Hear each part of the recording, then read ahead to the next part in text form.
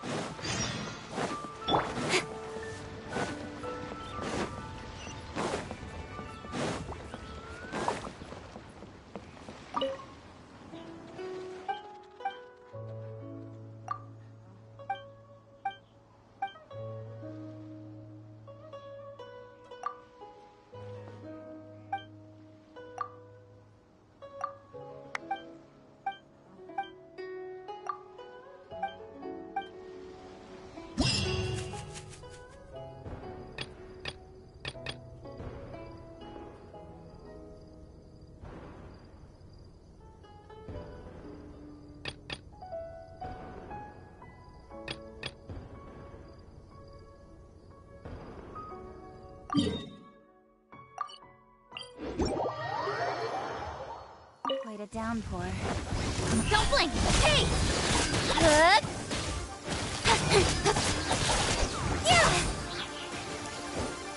Incoming!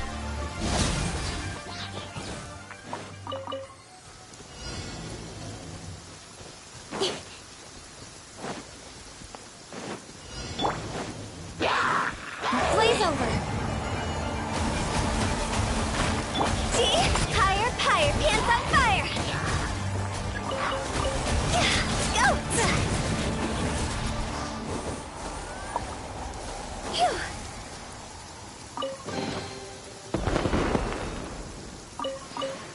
Go!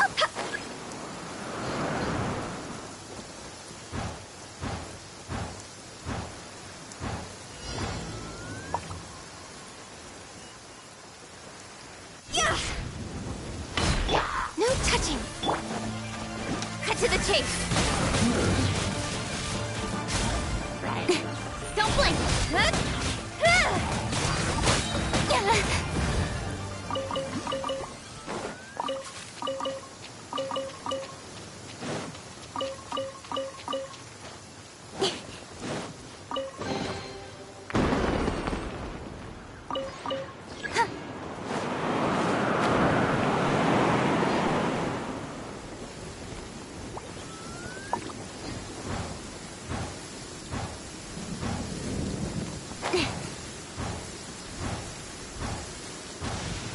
Quite a downpour.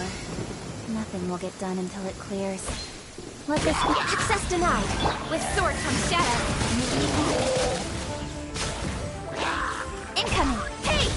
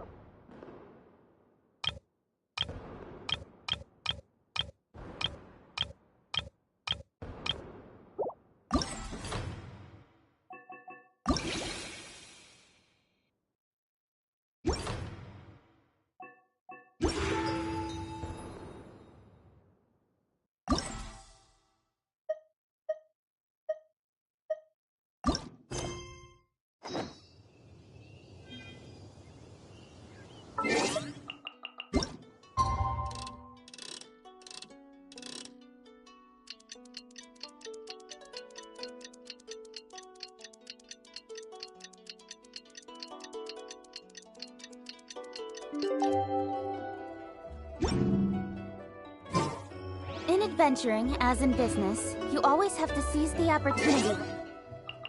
It's there.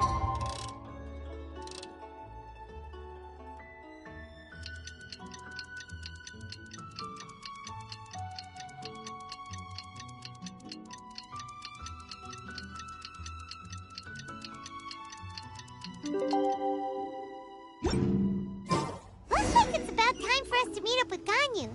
Let's head to Eugene.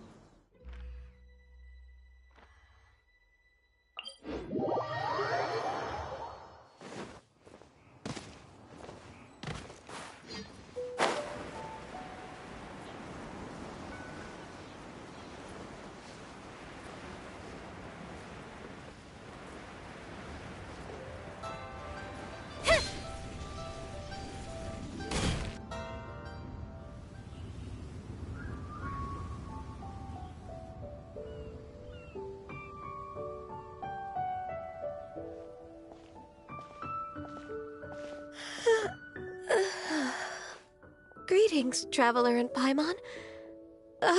What time is it? Are you okay, Ganyu? You were nodding off there. Didn't you sleep well last night? I'm fine. Don't worry about me. Let's discuss the matter at hand. Since last time, I've been thinking a lot about the story Paimon told me. In essence, someone rescued a drowning man and performed some music. If that were all there was to it, it could have been many people, human or Adeptus. But the tune was allegedly so wonderful that the drowning man forgot about everything else, even his own impending death, and only came to his senses after being brought to shore. Perhaps there was an adeptal power at work in that music that he, as a mortal, could not perceive. Or perhaps he sensed a power surrounding him but lacked the words to describe it, not knowing where it came from. Either way, if this part of the story is true, then the rescuer has to have been an Adeptus. You really think so? But this story is all the way from Fontaine. Isn't this a bit of a long shot? Also, Paimon's really curious about how people from Fontaine think this fairy lady looked. Ooh, like a crystal fly's wings? That would be pretty cool. But Paimon definitely can't imagine any of the Adepti looking like that. Actually, Ganyu, if you had to save a drowning person, how would you go about it? Huh? Me? Well, I'd get them to the shore, and then I'd probably hide behind a tree and watch them for a while. Once I was sure that they were going to be okay, I'd slip away without a sound. Got it. So basically, Ganyu's the type of person who doesn't like taking credit for her good deeds. No, it's not like that. I'm just not very good at explaining things. And I also find it really awkward accepting other people's gratitude. Well, what if this Adeptus in the story had a similar attitude? That would explain why she just left without saying a word. She was probably thinking something like, one was merely passing by and saw fit to address this egregious disruption to one's graceful zithering at once. You may keep your thanks to yourself. That was actually a very good impression of Cloud Retainer, Paimon. As far as I'm aware, Cloud Retainer isn't the most musically gifted. Still, we can't completely rule her out just yet. If we set off now, we could head to Mount Outsung and ask her about it. You'll be able to confirm either way if it's her, and I can, I've been in Lea Harbor for so long now that I'm just not as familiar with the Adepti anymore. If there's anything we want to know about them, she's the best person to ask. Sounds great! And we're pretty close with Cloud Retainer by now, so we probably don't even need to bring her food this time, right? I've prepared a gift for her to mark the festival, just in case. However, Cloud Retainer spends most of her days studying mechanisms in her abode. She's on her own so much of the time that the moment she has someone to chat with, she just... Never mind. I promised I'd help Mr. Dvorak, and now that I've made the contract, I can't be having second thoughts. Traveler, Paimon, let's set off for Cloud Retainer's abode. Seems like this is a tough decision for Ganyu, but she's made up her mind now. Paimon gets why she'd be so anxious. Okay, how about this? If Cloud Retainer tries to start telling stories about her again this year, we should pipe up and change the topic. Wait, did she leave already? Hey, Ganyu, wait up!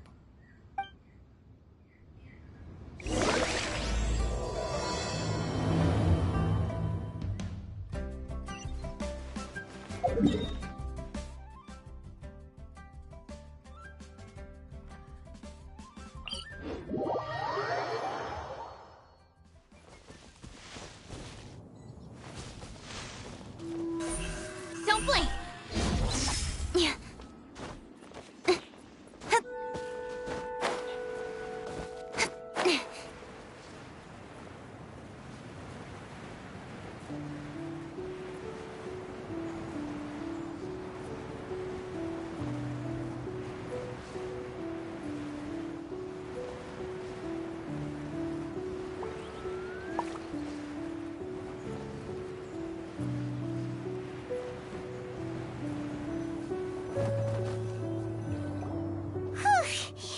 Paimon's so tired from trying to keep up.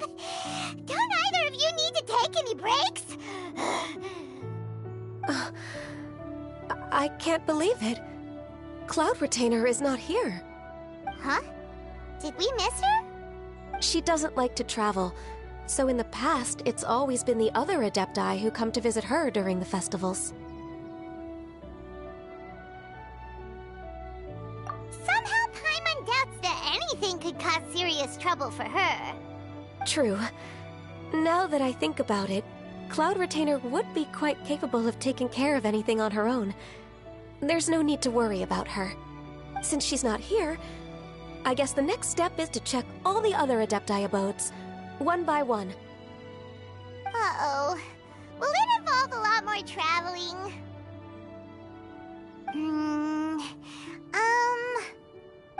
Got it! Paimon has a great idea! Please go on, Paimon. Our goal here is to find the Adeptus that helped Dvorak's ancestor, right? We can't hear any music right now, but if she's really as nice as the story suggests, she'd definitely come to help anyone who was drowning, right? Yes, I think that's fair to say.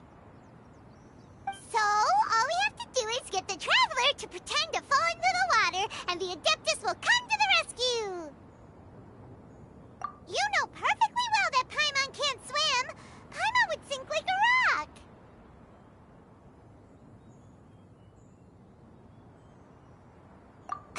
Just trust Paimon! The water's pretty deep over there! Quick, swim to the very center!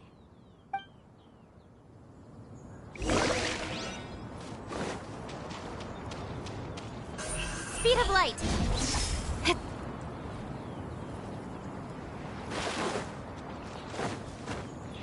Help! Someone's drowning! If only there was a kind-hearted Adeptus here to save us! Oh no! Whatever will a Paimon do?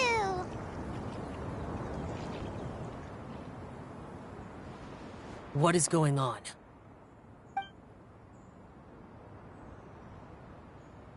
How do you feel right now? Shenhe! And the Conqueror of Demons! Why don't you say something? Please don't make Paimon explain it. Okay, fine. Paimon will explain. We're looking for an Adeptus who's good at being a lifeguard and playing music. But if the Adepti aren't gonna stay home, then how are we supposed to find them? It wasn't me. Yeah, so this Adeptus is most likely a woman. And I am not an Adeptus, as you both already know, Traveler and Paimon. Okay, so this is Paimon. Paimon's fault. No way Paimon would have suggested this idea if she'd known how awkward this was gonna be.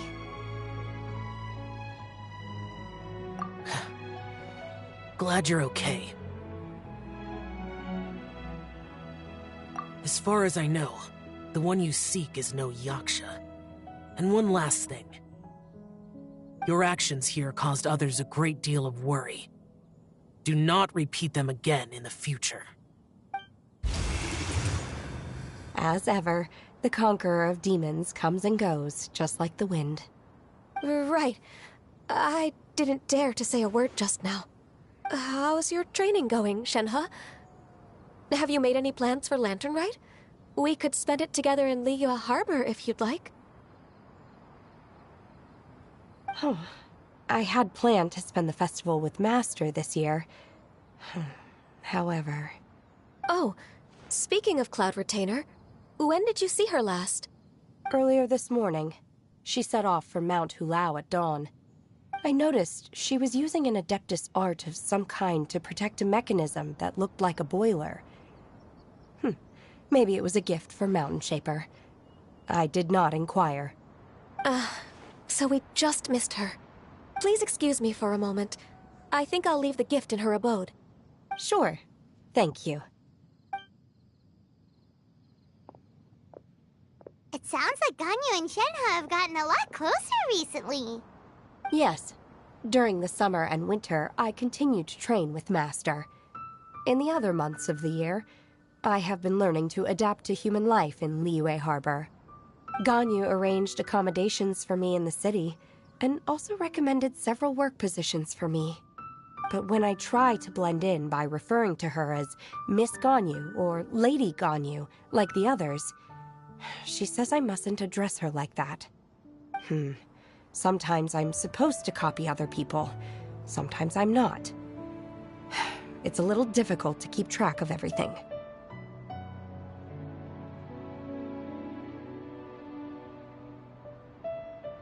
Oh, is that what it is? Noted. So, you came looking for Master today because you wanted to ask her about the Mystery Adeptus. Is that right? Yep. Oh, speaking of that, have you ever heard any music while out training in the mountains? Music? What is that? It's... a kind of a happy or relaxing sound. Or, a nerve-wracking sound. Or even a terrifying one. Okay, I'm done. I also left her a note so that she knows where to find us.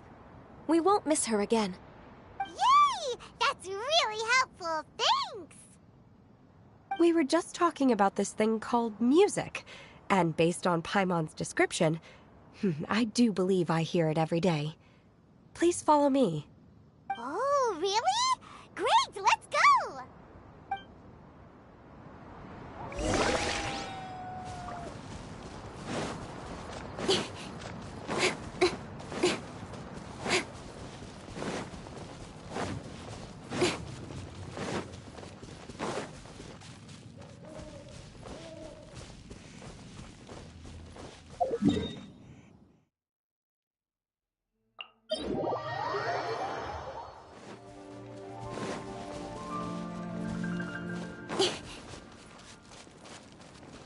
Incoming!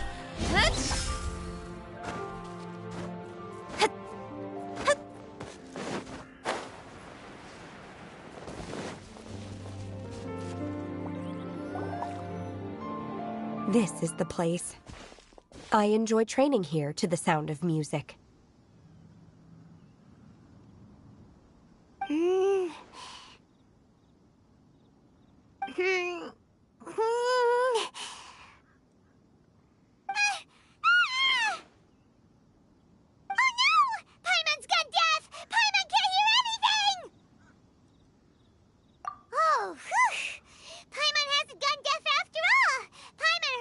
You just spoke.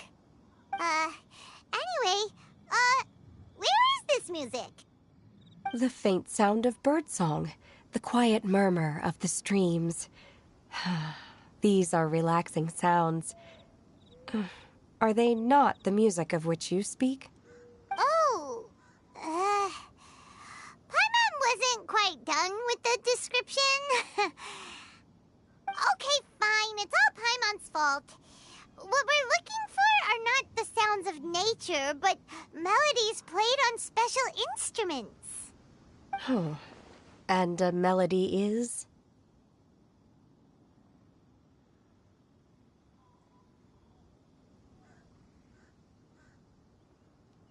Hey, don't you patronize Paimon! Let's get one thing straight.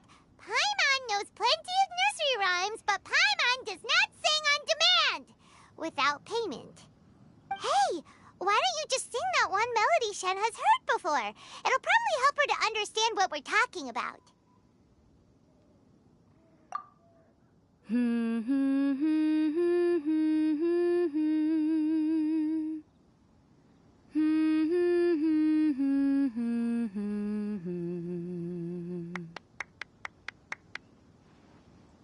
Oh, was that from the opera that Yoonjin sang? Mm-hmm.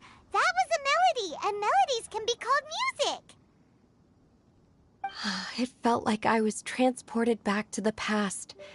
In my mind's eye, I could see the Zhao lanterns lighting up the night sky again. We're all there, raising our glasses and drinking to our heart's content on the Jade Chamber. As I watched Yoonjin's performance, I felt a warm sensation in my heart. And as the drink reached my stomach, it went from warm to hot. When you hummed that melody just now, feelings from a whole year ago came right back to me, as strong as they were on that day. So that's the power of music. Wow, Shenhe. That was so deep! Music definitely has the power to bring up memories. It's like a time capsule with all the special moments from our lives squished inside. What about you, Ganyu? Are there any melodies that have left a deep impression on you? I don't remember if my parents ever sang any lullabies to me. I know some local folk songs, and a few other things come to mind, too.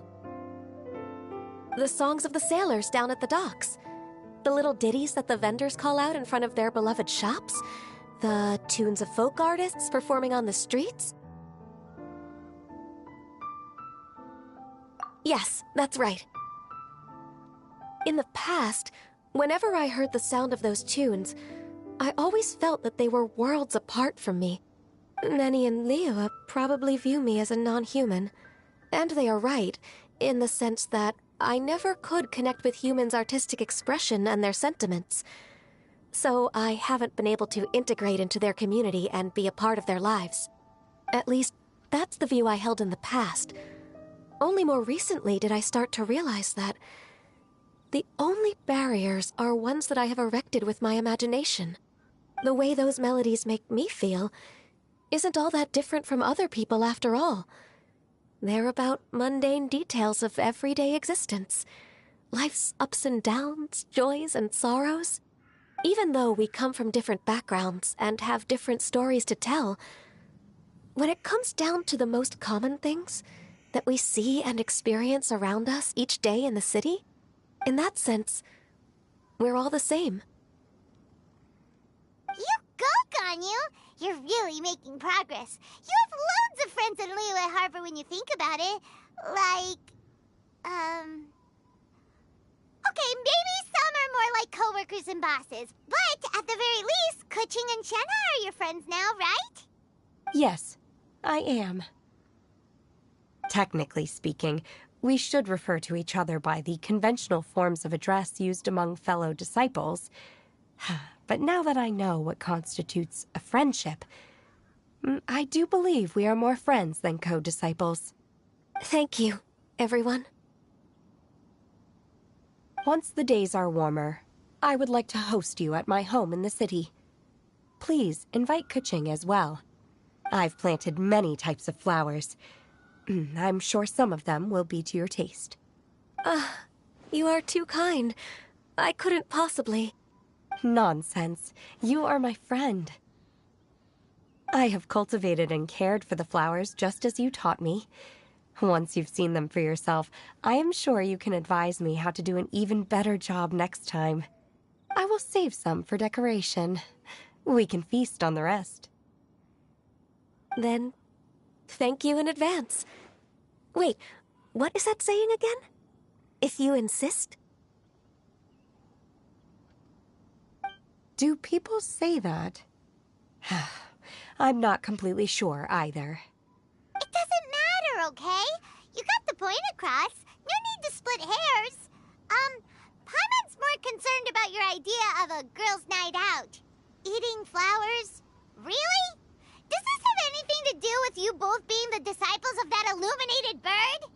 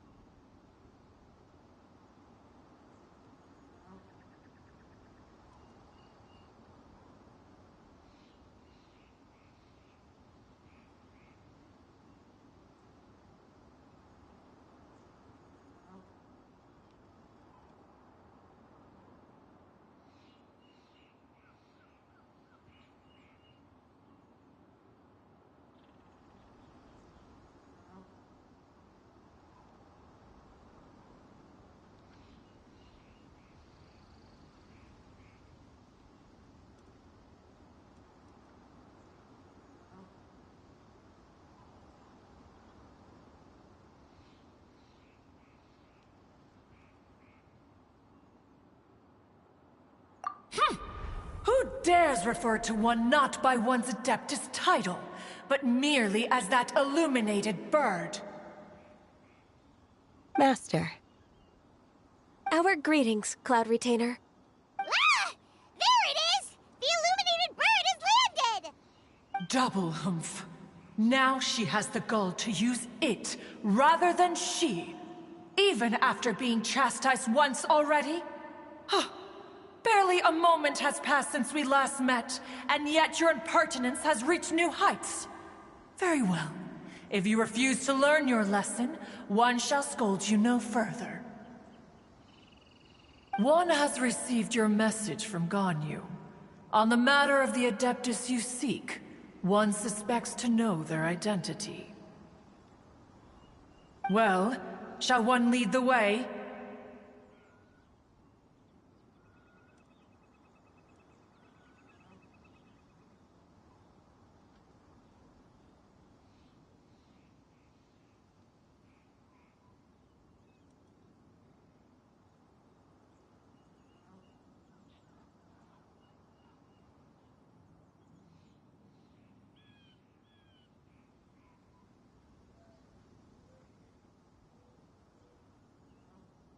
I still have to complete my training for today, so I will bid farewell to everyone here. Very well. Await my arrival at one's abode later this night. On this special occasion, you should indulge yourself with some savory dishes.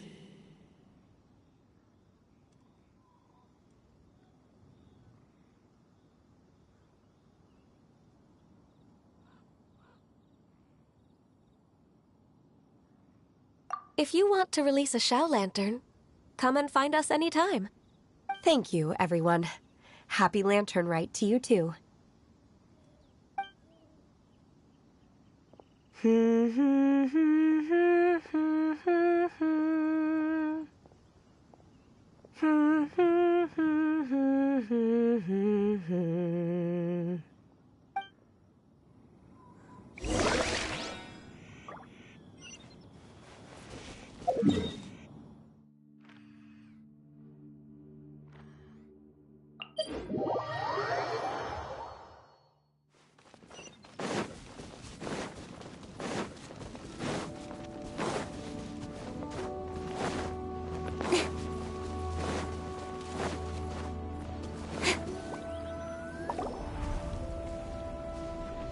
Is this Quaily Plains? Cloud Retainer, why did you bring us here? Ganyu is of course familiar with the name Guizhong, but have you ever heard of her?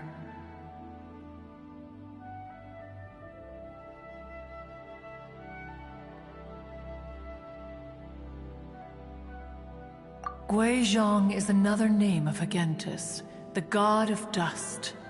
She was extroverted in nature and adored social gatherings and inventions alike. Long ago, this region was yet a prosperous assembly. Guizhong often invited her friends to visit her home, reserving for us seats around the largest stone table. Sea Gazer would always bring out his latest treasure and place it upon the table. He could be quite the braggart. Though usually a mild-mannered fellow, when it came to those collectibles he was so fond of, he always loved to show them off. Paimon remembers that name.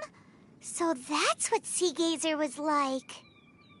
He was an old friend and a former rival. One has many memories of him. Once he had brought out the treasure, it would predictably become the center of attention. Neither Guizhong nor one was content to let him just steal the spotlight. So we would then also present our proudest mechanical creations.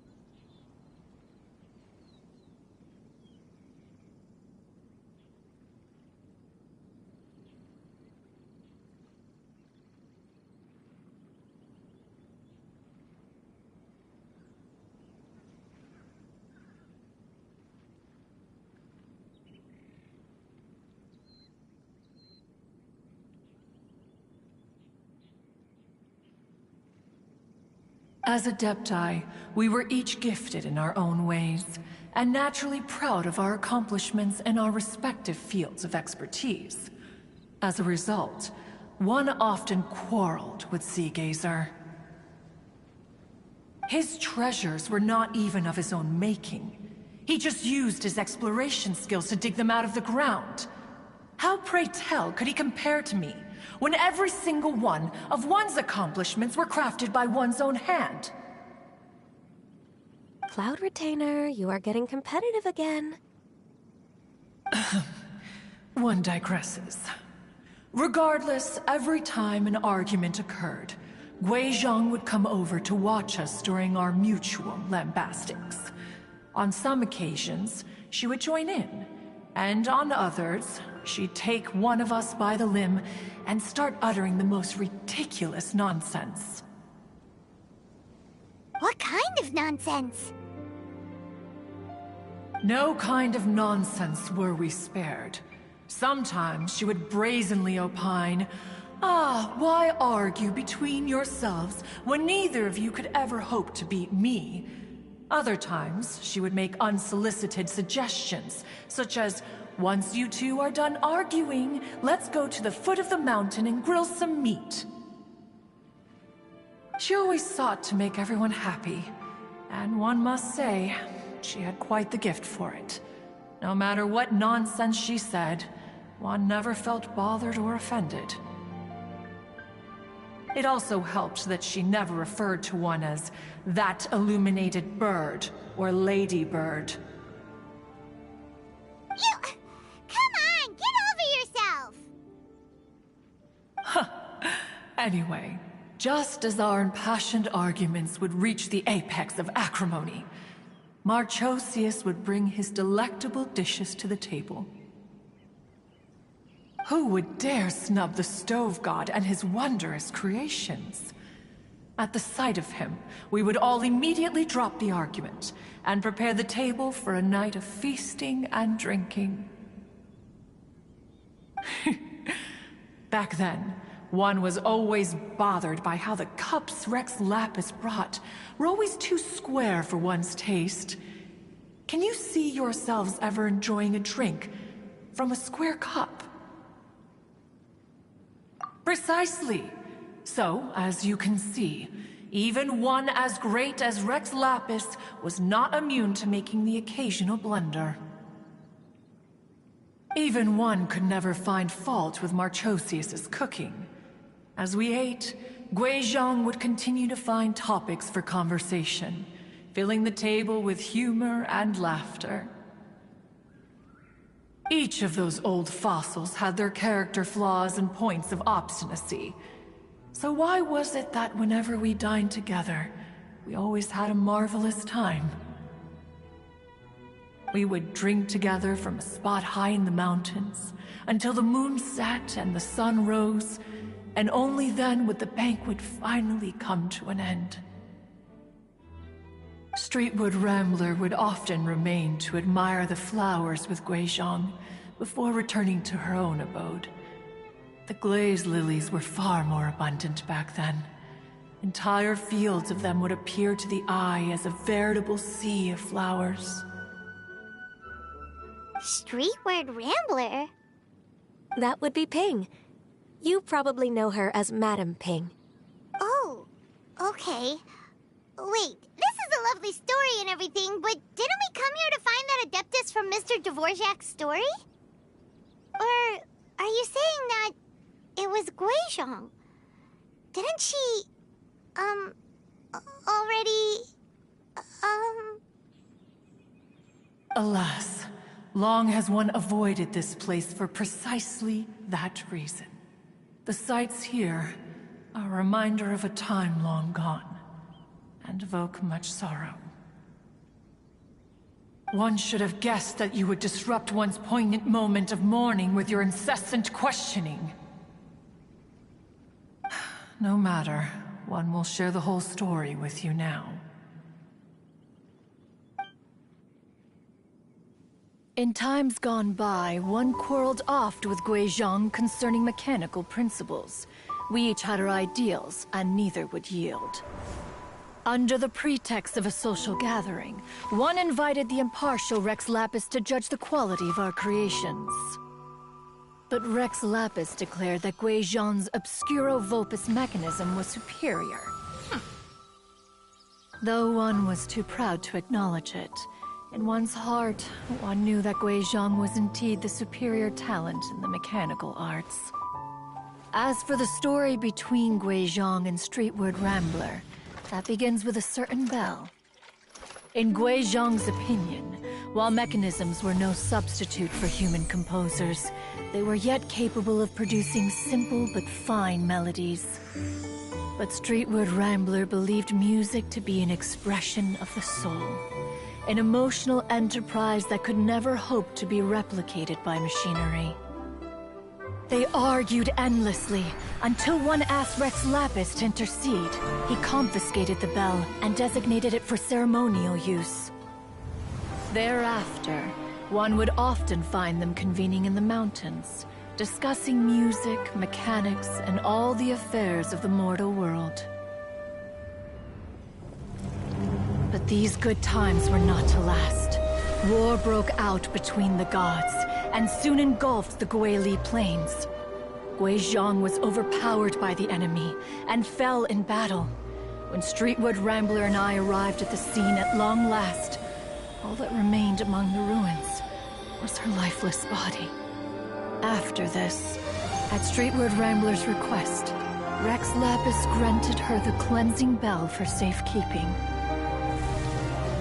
To honor our friend's memory, one made a few finishing touches to her ballistic device. Many Lantern Rites have passed since then. Many greetings and goodbyes. Upon what do you gaze? The Guili Plains? No, it's everything.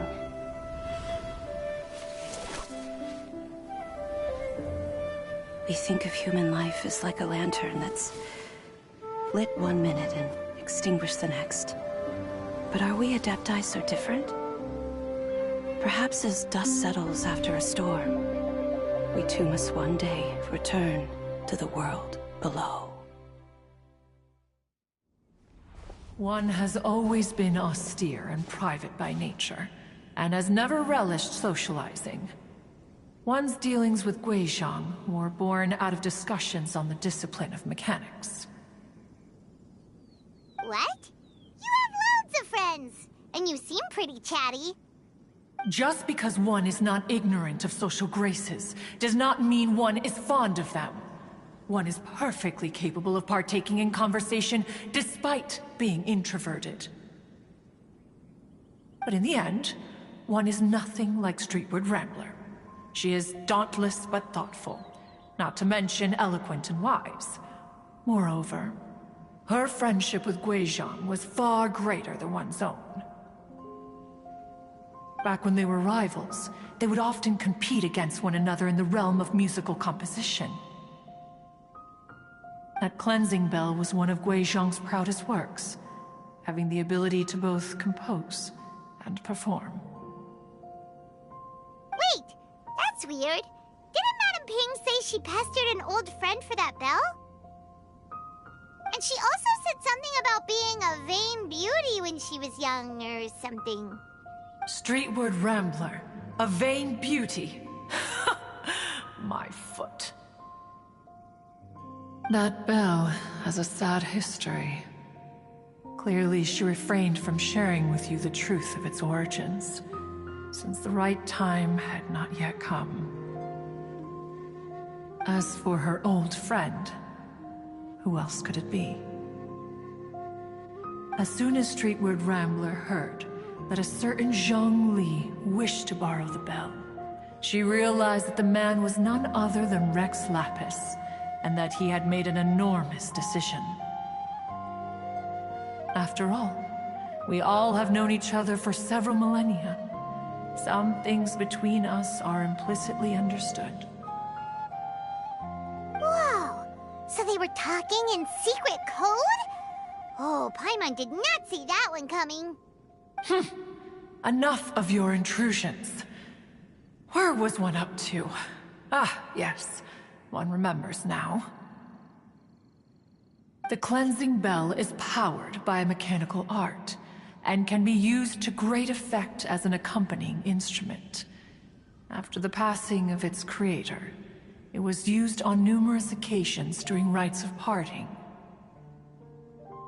But Streetwood Rambler did not acquire it from Rex Lapis for the purpose of producing further funerary tunes.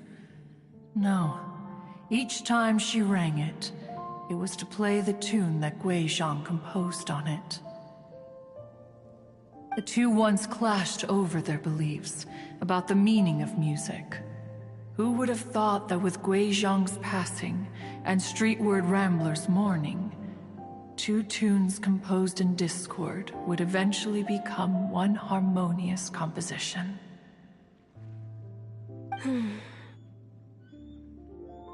Once upon a time, Streetwood Rambler also loved gatherings, liquor, and music. But after Gui Zhang passed, she preferred her own company. She could often be found sitting alone at a mountain summit, contemplating and reminiscing with her zither. The music would go from mournful to soothing to impassioned. Many years passed before she finally composed a melody to her satisfaction. In celebration, she played the tune to the clouds. Regrettably, one has only ever heard her play that tune once. Which brings one back to the matter you've been investigating.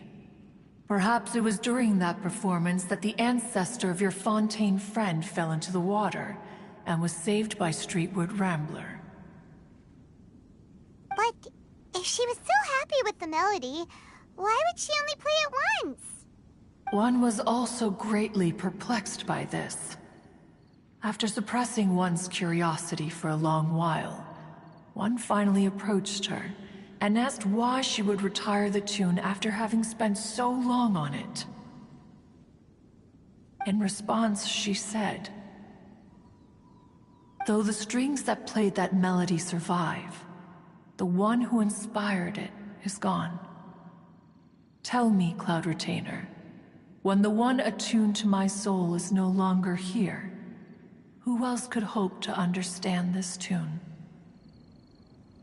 Aw, poor Madame Ping. I just remember being taken care of by you when I was young. Once the Archon War came to an end, I stayed behind in Liyue Harbor to honor my contract. Although I met Gui Zhang a few times, I never knew anything of this particular story. Gui Zhang was quite the visionary, but tragically passed before her time. Her manuscripts still lie unfinished in the realm of clouds. Blank pages give one cause for contemplation on what might have been. Had you not decided to search for that mystery Adeptus, perhaps these stories, too, would have been lost to the sands of time. As of now, you know the truth. That the Adeptus who rescued the drowning man was none other than Streetwood Rambler. Do you intend to discuss this with her?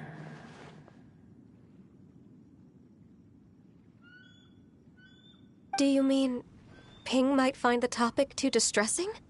Precisely. The passing of our old friend is a heavy topic that both of us are usually careful to avoid. If I may be so bold, Cloud Retainer, could it be that this is just your own personal opinion? Oh? How so? I've been in Liyue Harbor for quite a long time now, and I've witnessed many farewells along the way, so I too am well acquainted with the pain of the passing of a loved one. But this doesn't bring the city or its people to a standstill. They have to keep moving forward. Someone as perceptive and wise as Ping will surely have come to understand and embrace this. Though these immortal mountains have lost an Adeptus, the harbor of mortals has gained a wise elder. No loss can ever be undone. but there is always much that can still be gained. Ping has helped countless people, and will guide many others in the years to come. And all to whom she extends a helping hand become her friends. People she can admire flowers and discuss music with. Though it is heartbreaking to lose a kindred spirit, life goes on, because there are new friends waiting for you further down the road.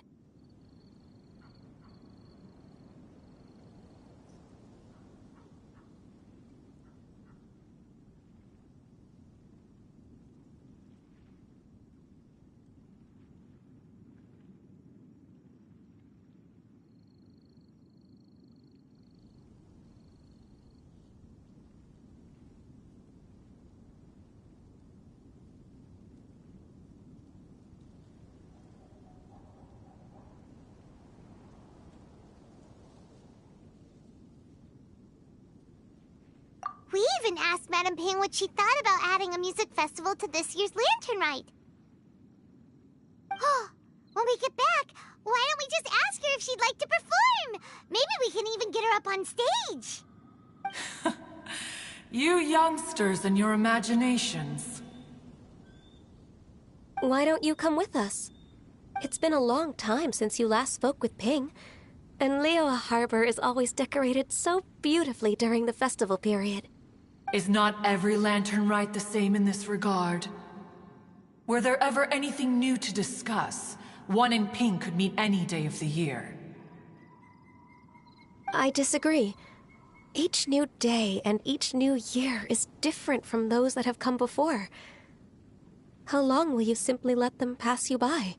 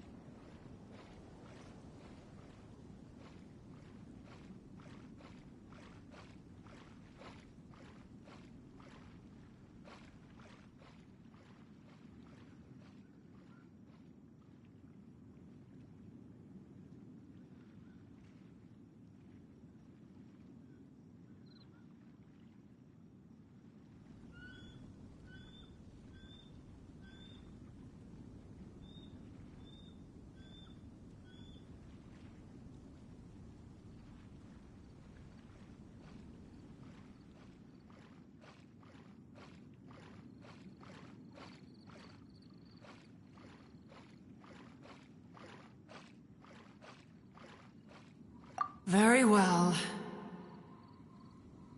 Then one will be off. If the other old fossils have sneaked away into the city to amuse themselves, one shall soon find out. All right. We should be getting back to the harbor as well. We don't want to keep her waiting. Once the Guili Assembly, now the Guili Plains. Say, if we planted flowers there, and cared for them carefully enough, do you think that one day we'd be able to recreate the Sea of Glaze Lilies? Allow one to take back one's praise from a moment prior. You are still far too given to flights of fancy, child. What? Cloud Retainer? You were still listening? One observed that you were making no effort to leave, and returned to chasten and hasten you. This time, one is departing in earnest.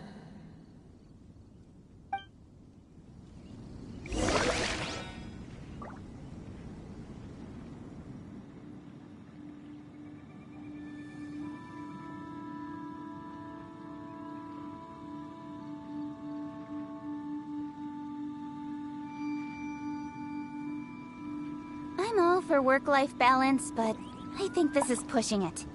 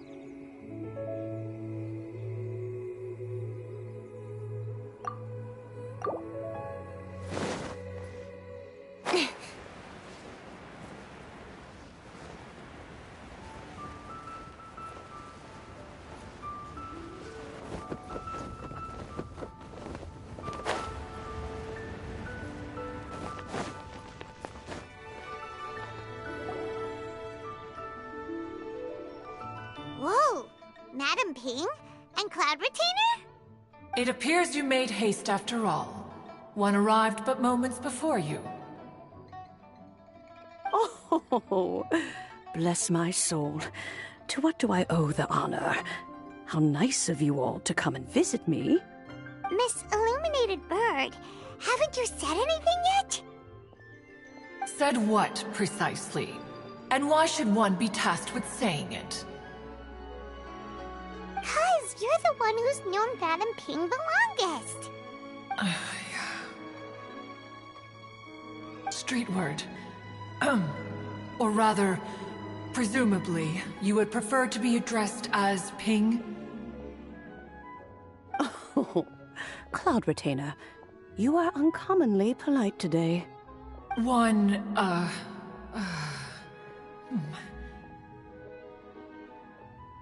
Given that Lantern Rite is almost upon us, the weather in the city is most pleasant, and a sweet floral fragrance lingers in the air. Ganyu, please continue from here. Huh? All right. So, this all started because we were trying to help Mr. Dvorak find the Adeptus who saved his ancestor's life.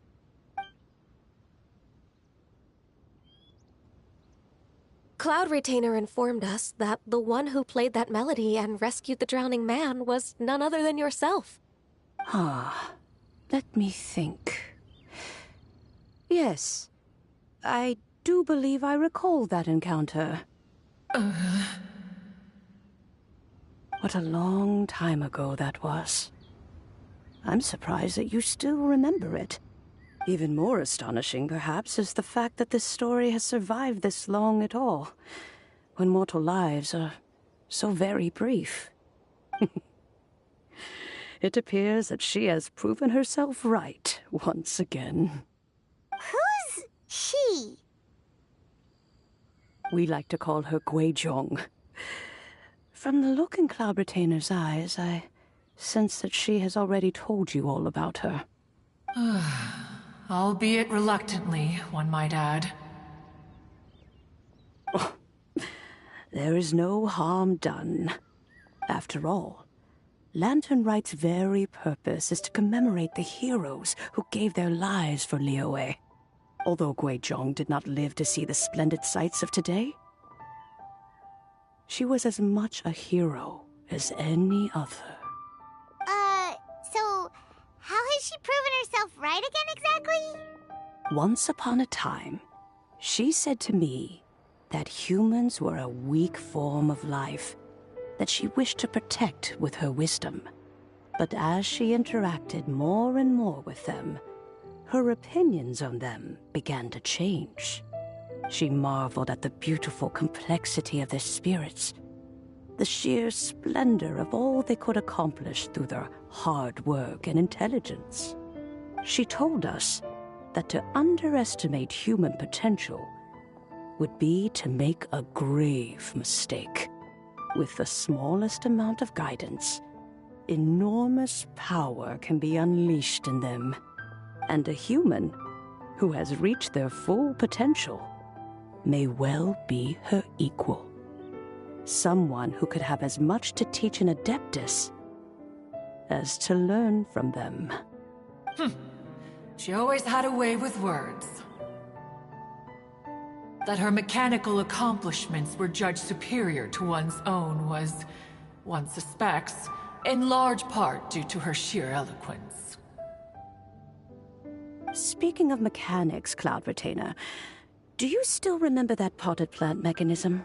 The one that the two of you gave me as a gift? Of course. Guizhong and One both put an immense amount of effort into that gift. It would be no overstatement to call it a testament to each of our individual technical genius. As Guizhong once said, it takes every blade of grass and every flower to make a homeland. When I see the sight of Liyue Harbor before us today, I am reminded of this. Madame Ping looks very emotional right now.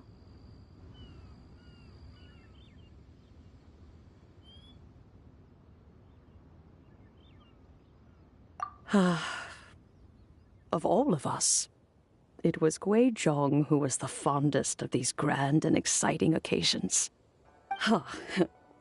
If she were still with us, I'm quite sure she would still be trying to best Cloud Retainer's finest works at every opportunity.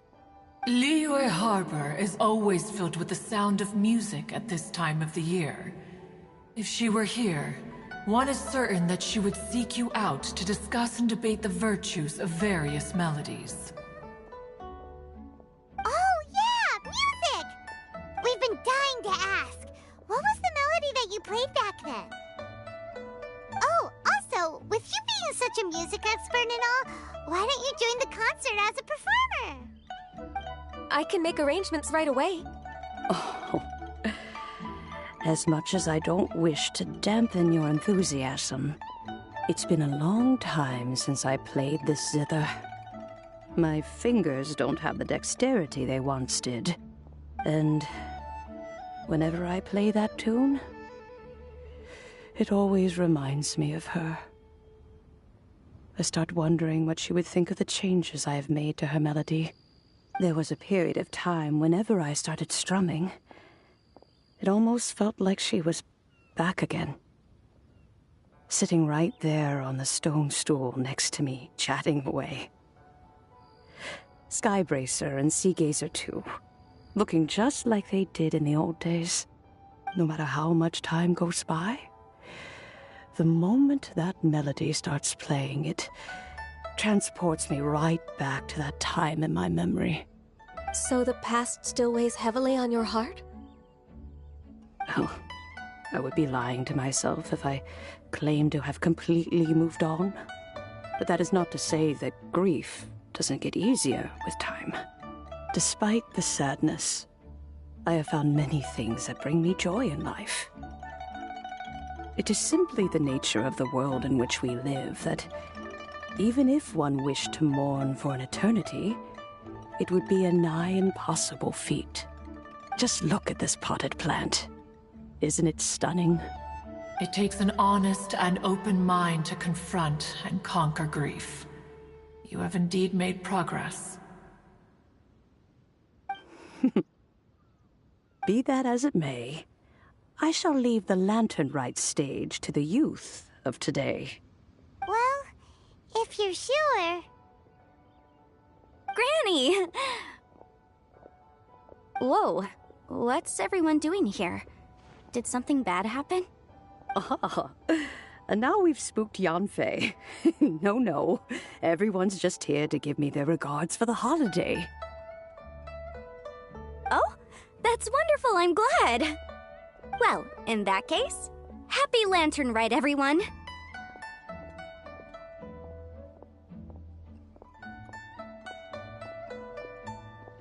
Happy Lantern Rite.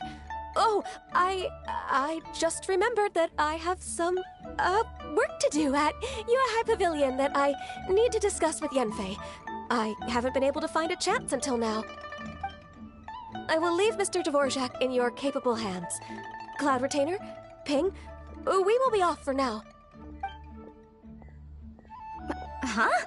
Does it have to be right now? Which case is this again? Hey, Ganyu! It seems Ganyu still has much to learn when it comes to the art of deception. What a pity.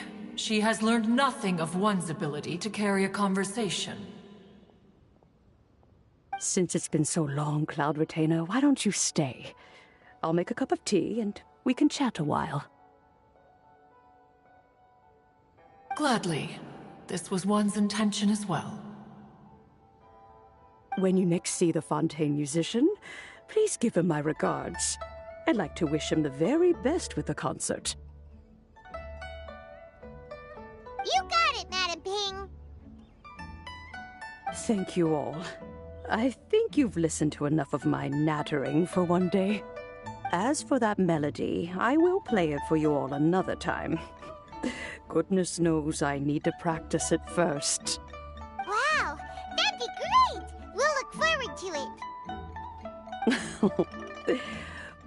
When that time comes, wherever her spirit may be among the countless grains of sand and specks of dust between the harbor and the mountains, perhaps she will look at the Liyue of today and steal a smile when she sees the prosperous land that it has become. All right, let's go tell Mr. Dvorak the news. Neighborhood.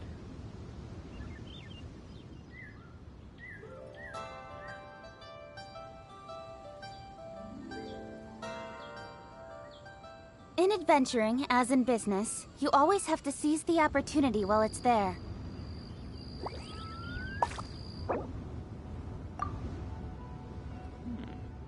This is a peaceful neighborhood.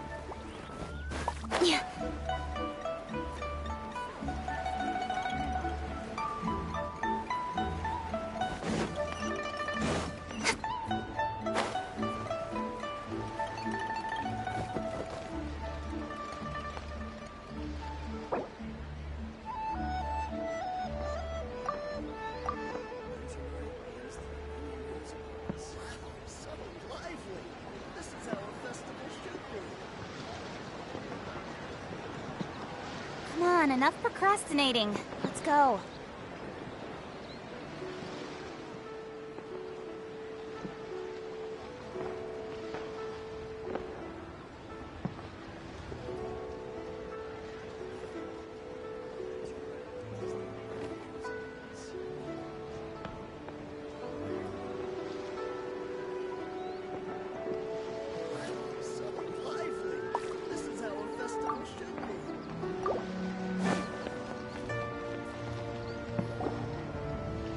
Mr. Dvorak! Ah, and Kuchin's here too! Thanks for helping set all of this up. Welcome back. Did everything go well? Really, really well. We found the person Mr. Dvorak was looking for. Are you serious?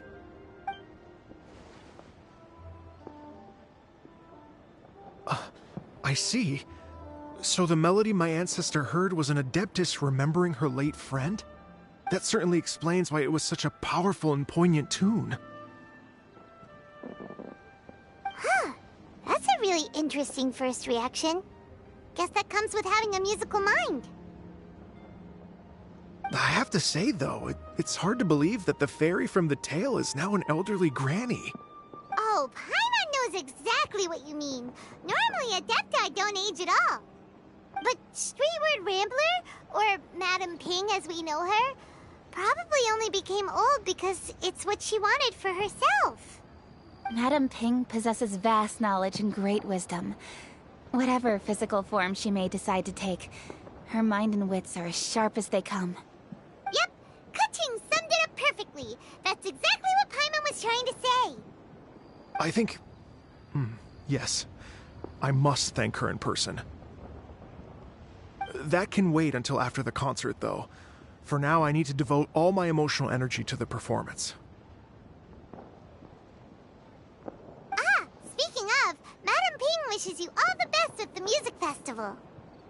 Paimon has a sneaking suspicion that she'll stay in her usual spot, but listen to the performances from afar. Wait, are you serious? Huh. Oh no, now I'm starting to get nervous.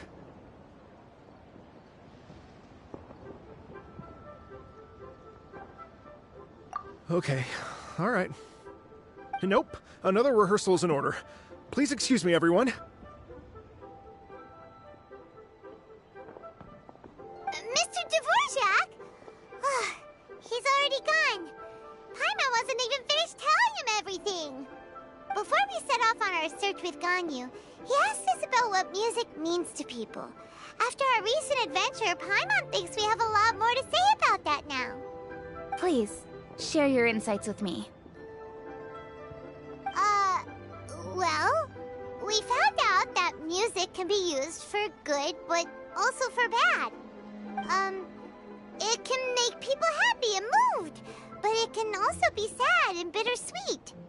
And music is like a kind of memory written in people's hearts. It can put you in touch with feelings from a totally different time and place.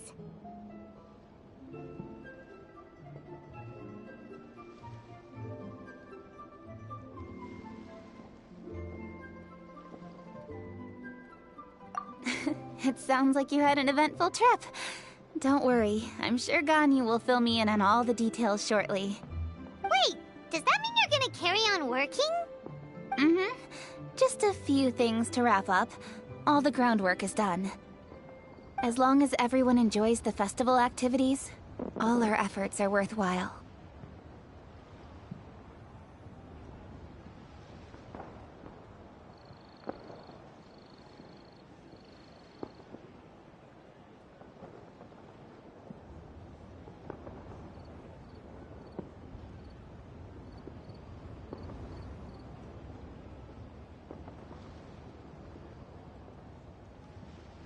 Happy Lantern Rite to you as well.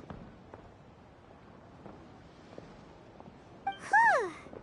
That should be everything taken care of, right? Oh, no, wait. Paimon feels like she's forgetting something. What was it?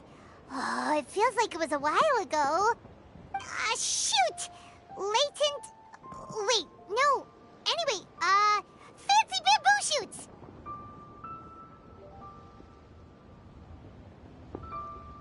Zhang-Li said he wasn't in a hurry, so if we went now, there's probably still time, right?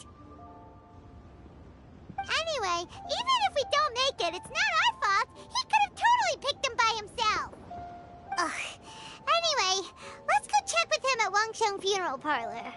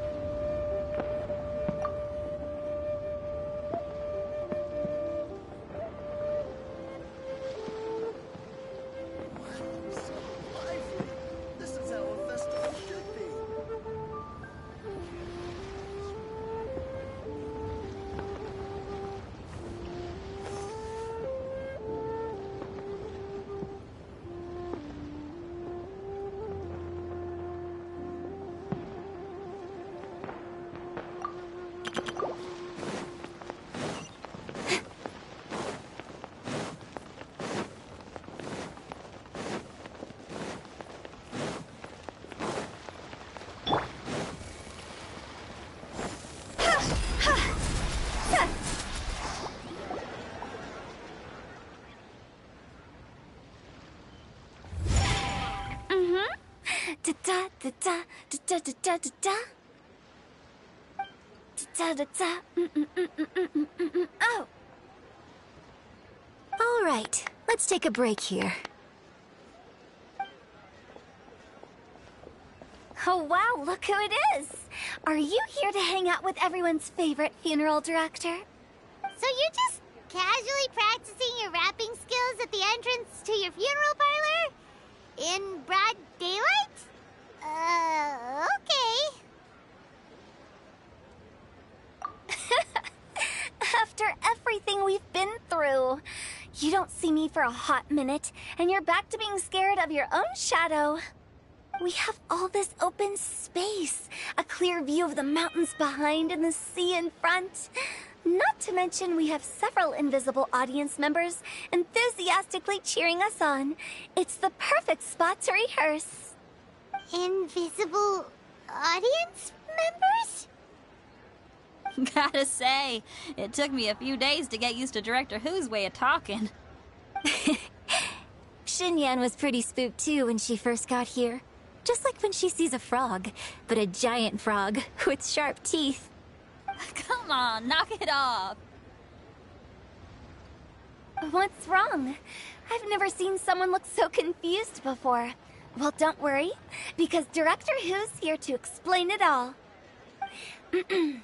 There once was a Fontaine musician who went around town on a mission. He came door to door for his iridescence tour, looking for acts to audition. With my words, Xinyan's chords, and Yunjin as our mentor, we'll take the stage by storm with flames roaring and the whole audience calling for more. For sure! The whole dance floor will be yelling encore! Encore! Oh, now Paimon's rhyming along. But when you say flames roaring, are you sure this'll be safe? No, don't you worry about that. I'm pretty experienced on the stage, and I've already informed the Yuhong of all the pyrotechnics we're planning on using. Huh. Guess we'll just have to trust Xinyan on this one.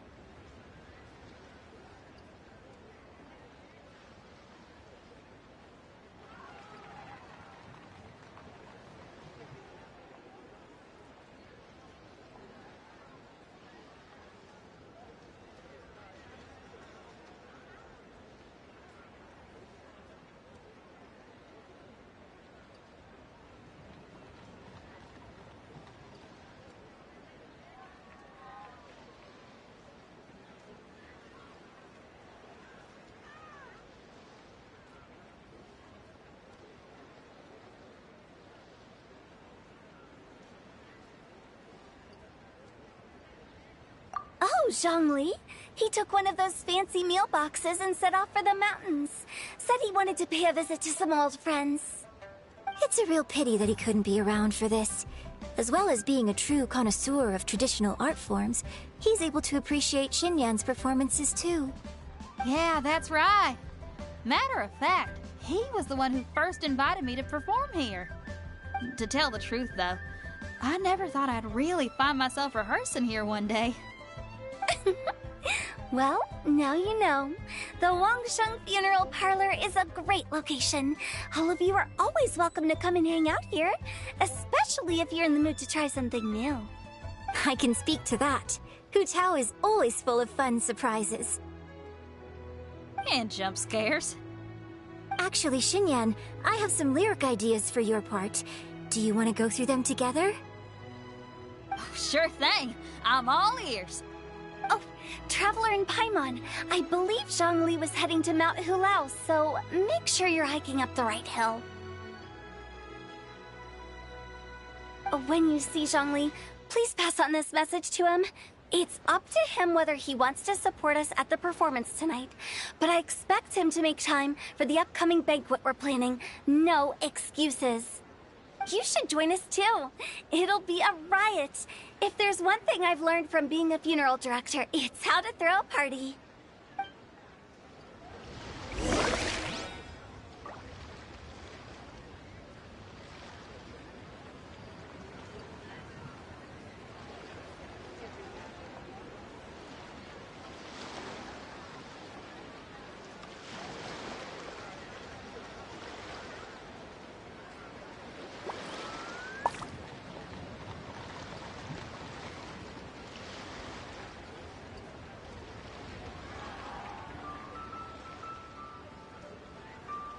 Wanna come over for tea?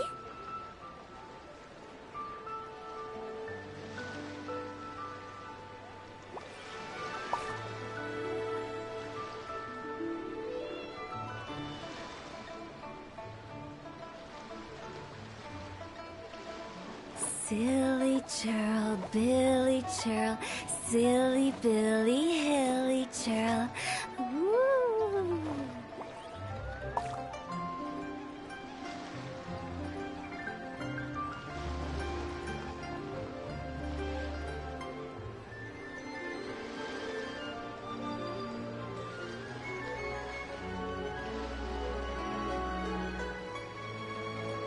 One client, 2 clients, 3 clients.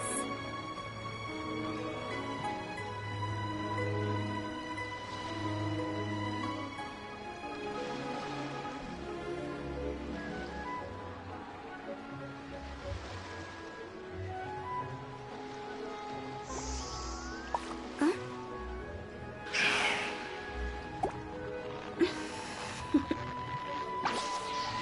Toodaloo.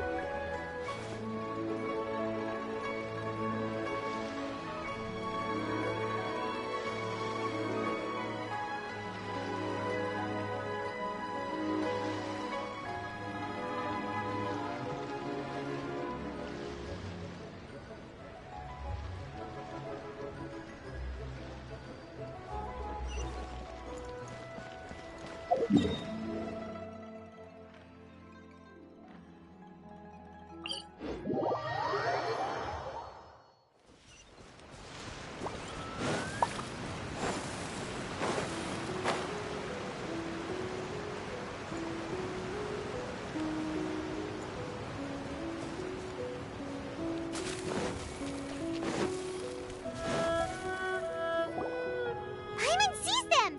It's illuminated deer! And illuminated bird number 2! A familiar face. Have you come from Liyue Harbor? How is the city nowadays? Everything's great! But you know, if you're so curious, you can always go and check it out for yourself! In fact, Mooncarver has been taking many walks on Mount Tianheng in recent times. I believe the sights of the city are quite familiar to him. Zhongli! Here you are! We've brought the bamboo shoots you wanted. Impeccable timing.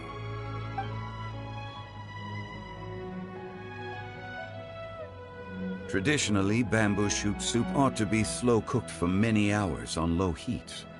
Using Adeptus arts to hasten the process is something of a shortcut. Wait, that mechanism... is that... Indeed. Cloud Retainer kindly lent me her supreme cuisine machine. Can we not just call it a cooking machine? Actually, never mind. She seems to take a lot of pride in her mechanical gizmos, so it's probably best if Paimon doesn't go changing the name willy-nilly. I trust that you found the answers you were seeking during your recent journey? Excellent. The past should be remembered, but not overly dwelt upon. Our journey should be seen as a means to take on more from the world around us. When the bamboo shoot soup is ready, I must insist that you try some for yourself. Oh, Zhongli! Huta told us to tell you something. She said, it's up to him whether he wants to support us at the performance tonight, but I expect him to make time for the upcoming banquet we're planning. No excuses! When she says performance, she must mean the Lantern Rite Music Festival. As for the banquet, she didn't tell us anything more about that, but she invited us to come as well. As you can see, I have a prior engagement with 2 Adepti friends of mine tonight. Please, give Director Hu my best wishes for the performance. As for the banquet, since the Director insists, far be it from a mere consultant like myself to refuse. Yay! Then we'll see you there? Absolutely. Rex Lapis, the bamboo shoot soup is ready. Thank you. I will examine it right away. The appearance is exquisite, and the aroma rich and intense. The craftsmanship of this machine is commendable indeed. Since you came all this way, you should not leave empty-handed. Please, take some soup. It tastes most exquisite while still warm.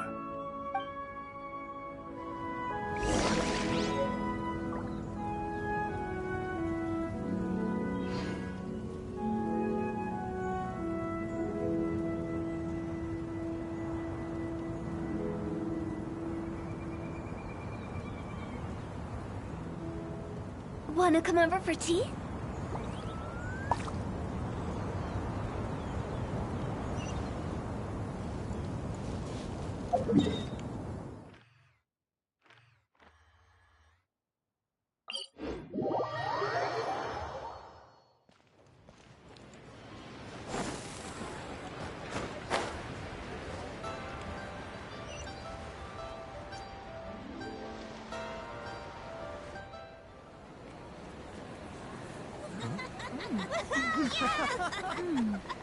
I'm honored to be here on the Iridescence Tour stage. All right, without further ado, I'm Xinyan, this is Hintao, and this is a little something called... The Flame Lilies!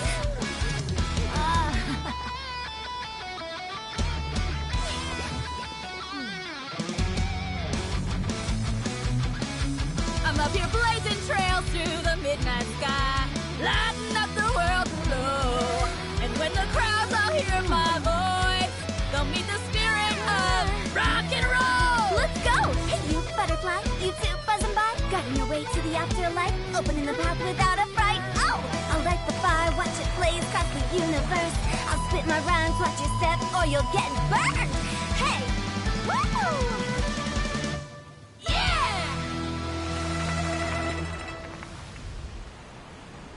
Does anyone have any plans tomorrow? With another year behind us, I think we deserve a celebration of our own. My treat. Interested? The Tianquan footing the bill? I can't miss out on that.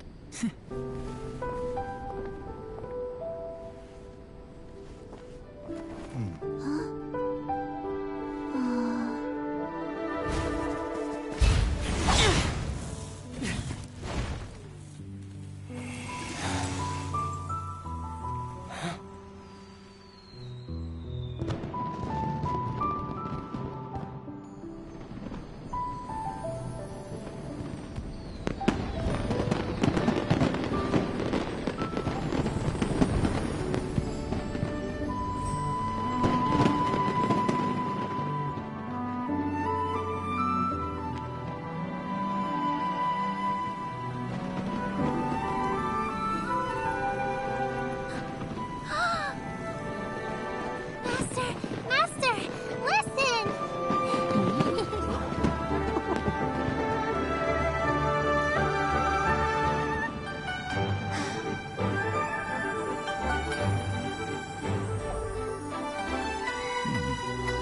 May the year ahead be a blessed one. I believe it shall be.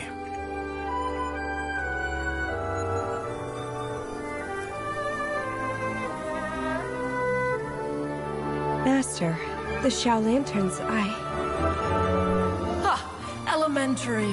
One shall fashion for you a Xiao Lantern, the likes of which the world has never seen. And you must take it to Liyue Harbor to display its magnificence for all.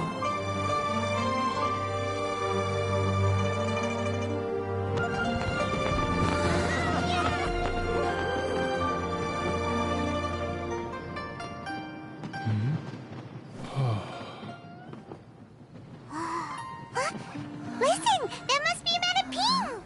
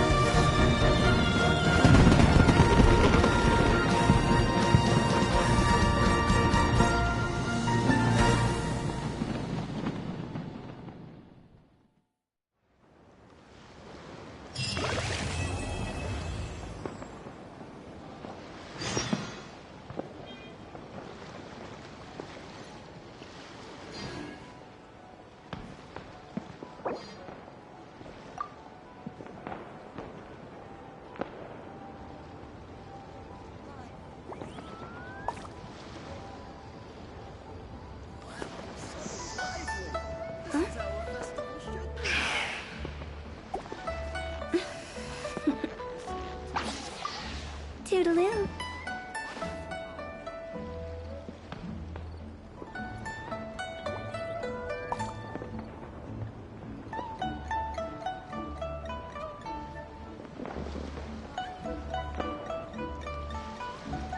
When the sun's out, bathe in sunlight. But when the moon's out, bathe in moonlight.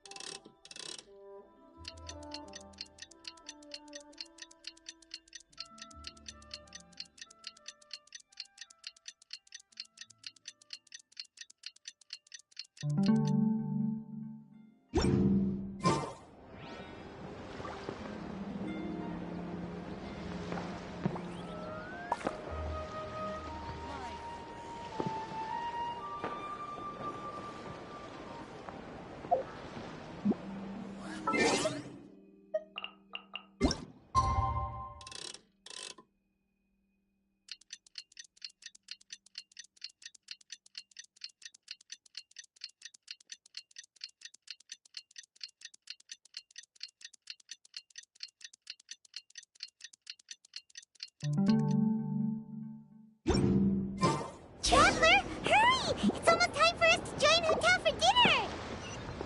Ooh, and we'll be meeting at Shinyue Kiosk. It's the place with a really long wait list.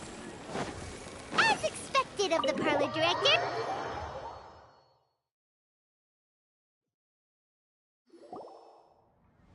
Oh, so that's how it is. Thanks for the suggestions, Mr. Zhongli. I have them all noted down. I've long heard that your knowledge encompasses all things old and new, Mr. Zhongli, but I never knew that you were well versed in the art of cooking, too. It is truly an honor to make your acquaintance. No need for formalities. I too feel humbled to be in the company of such talented young people. There are many things I could learn from you. Oh, you flatter us. If it's possible, may I trouble you to provide a few words of guidance for my practices in exorcism? Exorcism? I can't say I'm an expert in the field, but if you don't mind, we could start by discussing... Whoa, there's so many people here. All we knew was that Hotel invited Zhongli over. Paimon never thought we'd be meeting so many old friends. Happy Lantern Rite, everyone! Likewise. Please take a seat.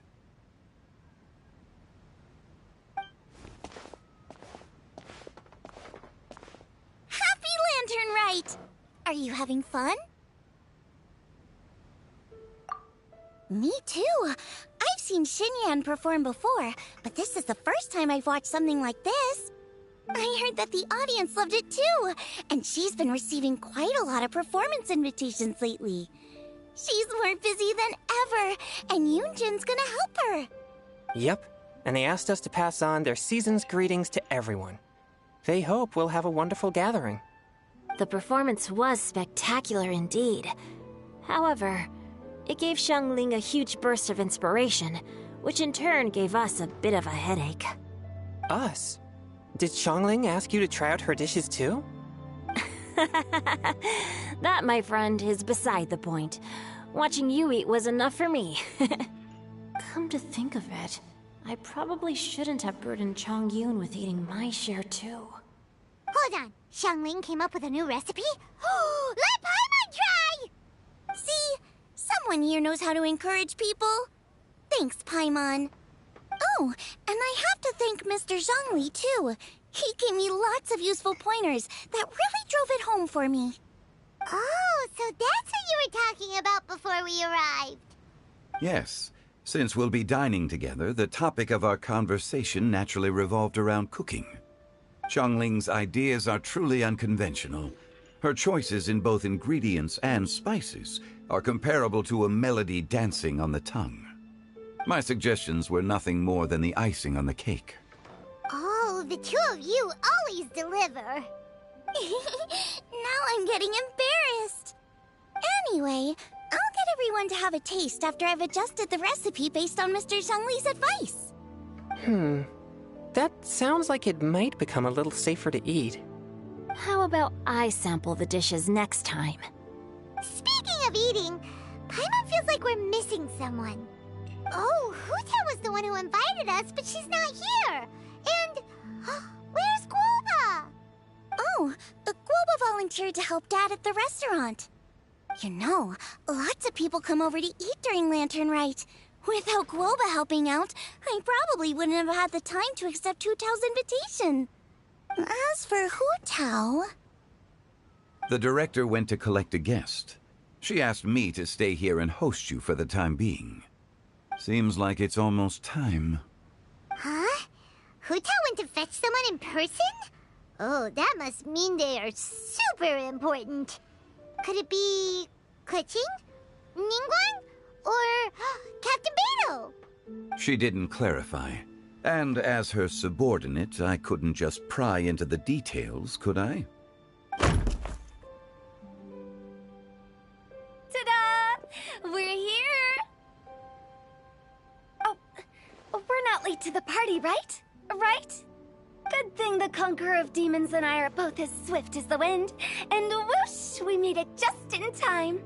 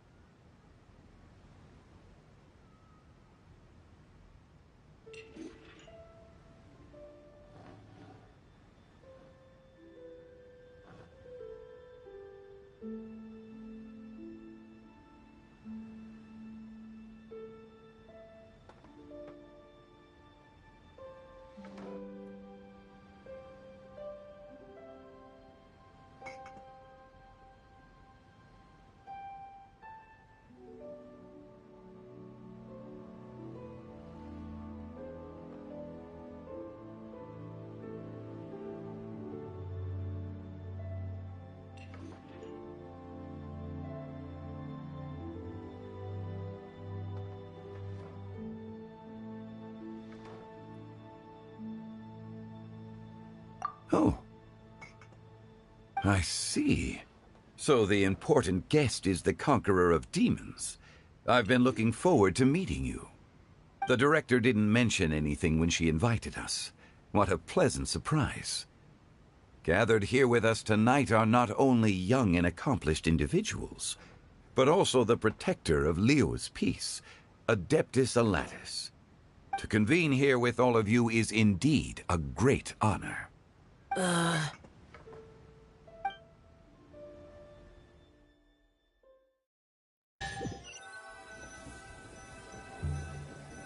It's almost Lantern Rite, yet you took all the trouble coming here. The director has a way of making it difficult to decline. Rex Lapis, may I ask what troubles you? The director asked me to buy sesame oil in preparation for the celebrations. Huh. Then why would you come all the way to Wangshu Inn? I had a pleasant chat with Chef Yenshao and received some spices from him. And, see? Here's some matsutake and a portion of ham.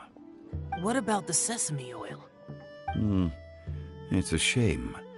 I couldn't find the kind the director was looking for.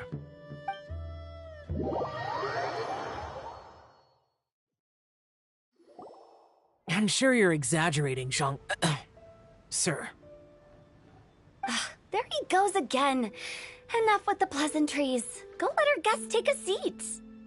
Everyone here today is well known in their own field and has probably heard about one another to some extent. Some of us are even old acquaintances, so there's no need to be this formal.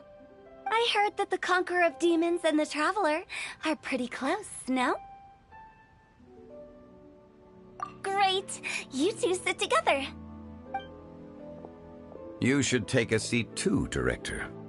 Oh? Finally remembered me?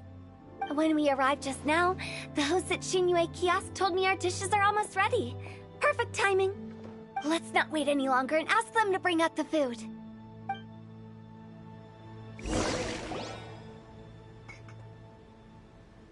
Paimon would have never guessed the person who Tao went to fetch was Xiao. Oh, that's also the first I've heard of the Traveler and Paimon being friends with the Conqueror of Demons. You know Xiao Chu? Knowing is a bit of an overstatement. I've always looked up to him. You might not know this, Paimon, but we exorcists have worked in close collaboration with the Conqueror of Demons for many generations, dispelling evil together, both in the open and from the shadows. Hard to imagine that thanks to Hu Tao, I've finally gotten the chance to meet him. Conqueror of Demons, I'm honored to make your acquaintance. Likewise. It is a great honor indeed to have a chance to meet the legendary Conqueror of Demons. Changyun has brought that name up quite a few times in the past. I remember you mentioning wanting him to understand the importance of exorcists. We know each other too. He helped try my dishes during the Masterful Chef's cook-off. I didn't think we'd have the chance to meet again. Happy Lantern Rite. No anecdote, however, compares to meeting you in person. I'm Xingqiu, Shangling and Changyun's friend. The pleasure is all mine. Whoa, everyone's getting all formal and polite all of a sudden. Paimon doesn't know what she should say anymore. Adeptus Xiao, mighty Conqueror of Demons, please accept Paimon's greetings too. Belated Happy Lantern Rite. Paimon tried very hard to look for a fancy word, okay? Don't be too harsh on Paimon! There's no need to be so polite. You're right. This was meant to be a nice little get-together between friends after all. Too much formality kills the atmosphere. I didn't plan this gathering only for everyone to walk on eggshells. Hiya. What's your true intention, then? A little get-together between friends, sipping the finest tea and watching lanterns float into the sky, bidding farewell to the past, and embracing the present with joy. And that is something our consultant would say. I think it deserves a standing ovation. Indeed. Exceptional acting skills, Director. As for me, I'm just here to have fun and treat everyone to something good. We all worked really hard this year, whether traveling or guiding, cooking, helping with the family business, exorcising evil spirits, or conquering demons. And of course, our consultant, who's been helping out at the parlor every now and then. Everyone has done some pretty amazing things. As the one who brought everyone together, it goes without saying that I'm the one most deserving of praise. Huh? Sounds kinda self-important, but Paimon thinks it's pretty amazing that she managed to talk Xiao into coming. He rarely ever enters Liyue Harbor after all. It wasn't as complicated as you think.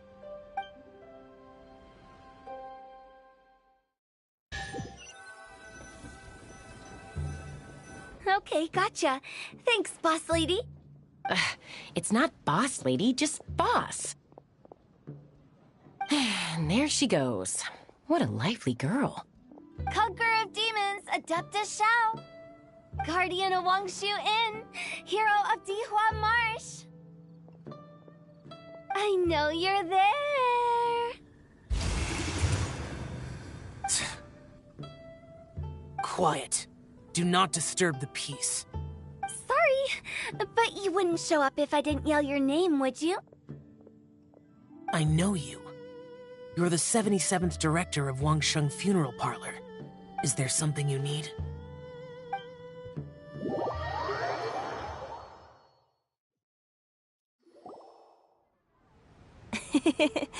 That does sound like one of Hu Tao's antics. Did the Conqueror of Demons agree to come so that Hu Tao would stop pestering him? There might be other reasons. Smart guess. Huh? There's more to it? It gets pretty boring from here on. I talked about the funeral parlor's past relationships with the guardian yakshas. You know, just to be sociable. In the time of the Archon War, disputes were frequent, and disaster overtook the land. Humans couldn't escape from the torment of the plague, nor could they escape death. The Adepti vanquished the demons, the Millelith fought valiantly, and Wangsheng Funeral Parlor was responsible for purifying the diseased and sending off the spirits of the dead. That is how the border between life and death was maintained during the war. And it effectively prevented further incidents from happening. That's right. 1 point for the consultant. But despite our deep-rooted connection, it still took me quite a while to actually convince him. You know him pretty well, huh? This matter is out of my control, so I need to be cautious. True, but I've kept that in mind too. That's why everyone here today is in one way or another acquainted with elemental power. Besides, it'll only be for a short while as we dine together. There won't be any lasting consequences. But I didn't expect there to be so many people. There's no need to worry, Conqueror of Demons. We're not feeling anything unusual so far. Our young exorcist over here is protected by his pure yang energy, so he's probably the most resilient. That's not the same. And did you just toss your carrots into my bowl? Hey, don't look away. Huh? What? I'm siding with Chongyun. I saw that too. You're lucky Guoba isn't here today. He hates seeing people being picky with their food. If he'd seen that, he'd definitely make you eat all your carrots. Huh? Guoba would do that? Is he that uncompromising? But now that I think of it, Xianglin told me that Guoba used to be the stove god. It sounds like you've heard the rumors.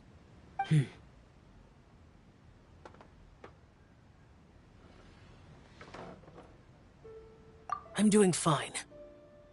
Not long ago, before Lantern Rite, I met an old friend. Thanks to his help, things have been a lot more stable than before.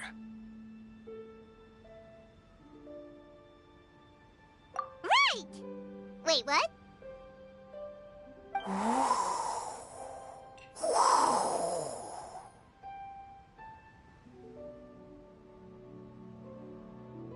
Seeds of story, brought by the wind. And cultivated by time. Did Paimon just unconsciously complete that thing? That voice.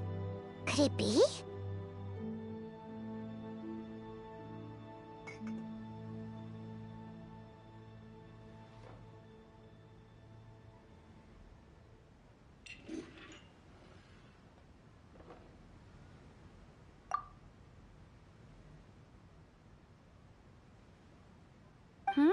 If I'm not mistaken, there's someone knocking at the door.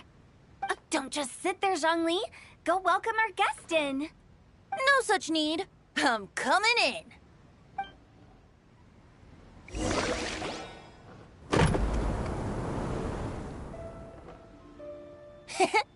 You finally let me in.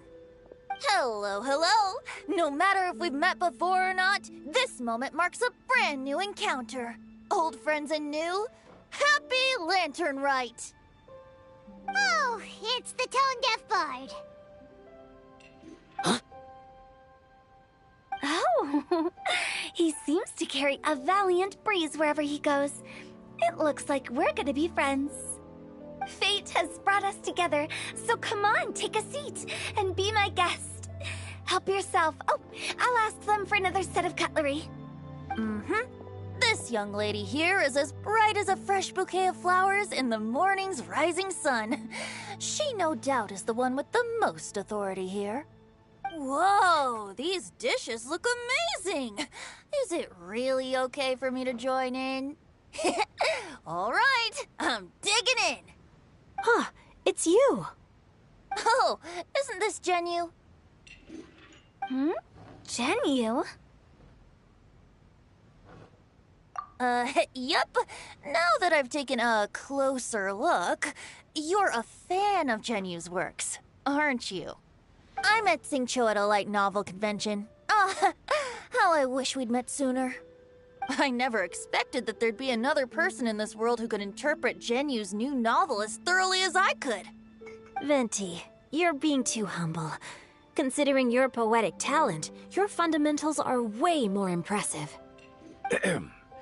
Could this new guest be Master Xingqiu's friend?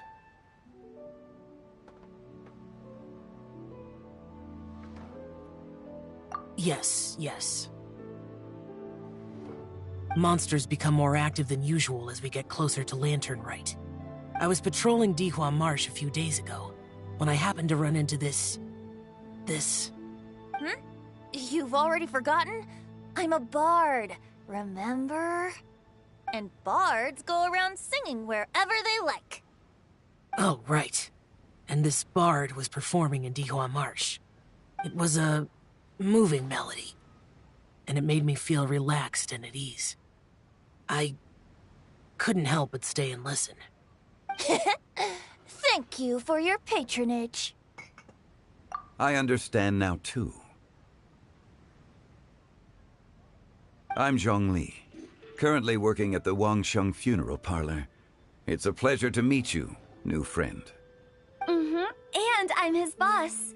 Oh, and if there's anything unsatisfactory, let me know anytime. That's very considerate of you. Oh? No wonder. Only a boss as savvy and reliable as you would be able to hire such an impressive consultant. Oh, you're too nice, Venti. Not to brag, but our consultant truly is impressive. His knowledge extends across the stars and the land, and there's nothing throughout history that he doesn't know. From the sophisticated way he speaks, it's hard not to suspect that he could very well be an adeptus in disguise.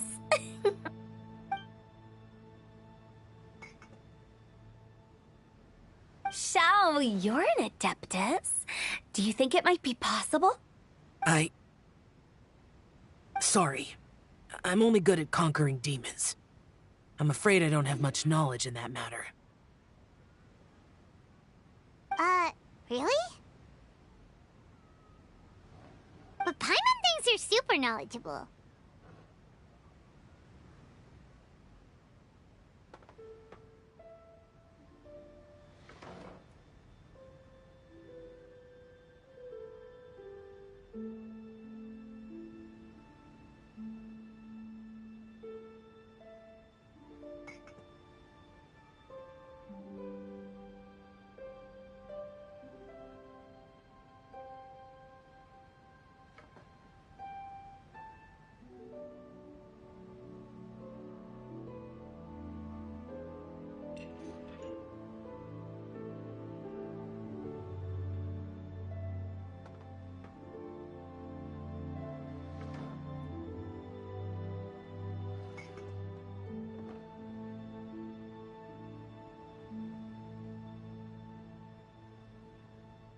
Huh?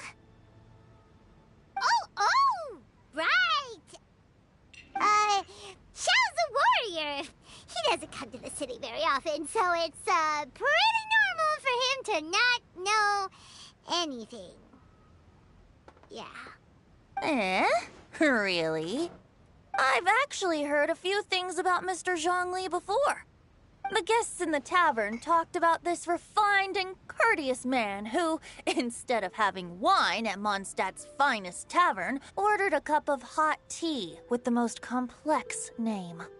Now that you mention it, I seem to recall that there indeed is a musician like yourself in Mondstadt. I've heard that he's elegant and amiable, his works witty and vibrant. It's no overstatement to regard him as the best bard in Mondstadt. Now you're making me embarrassed. I would say that Mondstadt's poetry is a little run-of-the-mill sometimes. There's one I heard a while back that went, "The old house is renewed, welcoming the spring breeze, awakening old memories." The meaning's there, but the word choices are unimaginative, and there's a distinct lack of literary flair. I think so too. The composition needs a little jazzing up. If I were to give it a go, I'd make it an old melon on a vine, a new flower that grows fine. Oh, good one! It feels unique and has a nice ring to it. You have great taste, Venti. I was afraid about you. Let's shake hands. Of course, of course. Hey, Shincho! Mind lending me a few books when we get back? Pick out some well-written ones. I don't know if it's my own lack of literary knowledge, but I couldn't tell the difference between those two. I don't think it's your fault. Changyun's right. It's not our fault.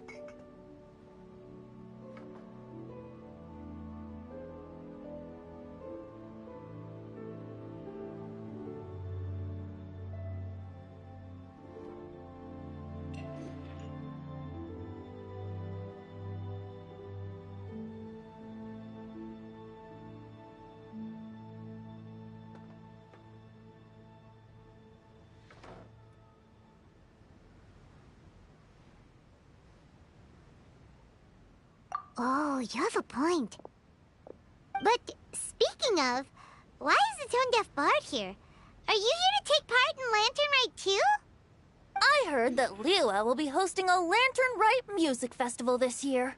As a musician myself, how could I possibly resist the temptation to come take a look? Or listen. Getting to know other musical styles is essential to sparking inspiration, don't you think?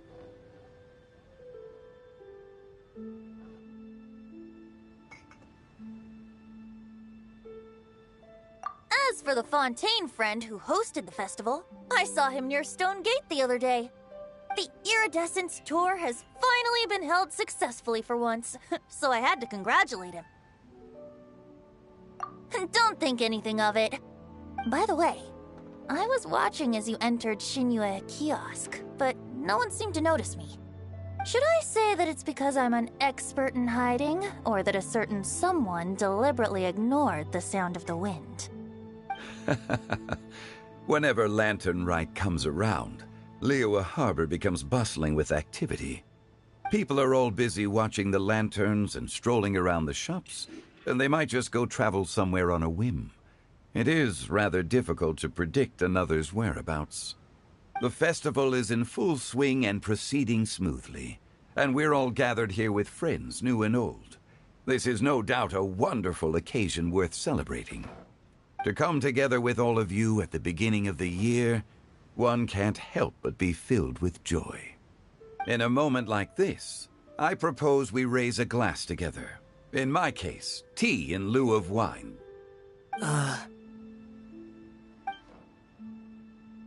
Very well said, Mr. Zhongli. That was exactly what I wanted to say. Now I'm getting a little self-conscious. I didn't cause you too much trouble barging in like that, did I?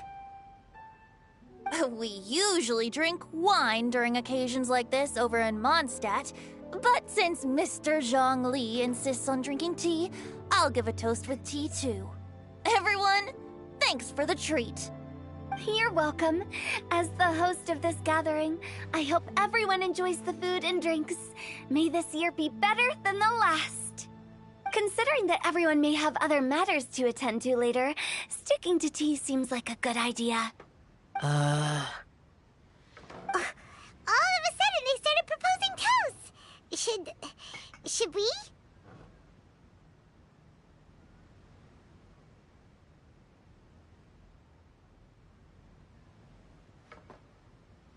What's with the urgency?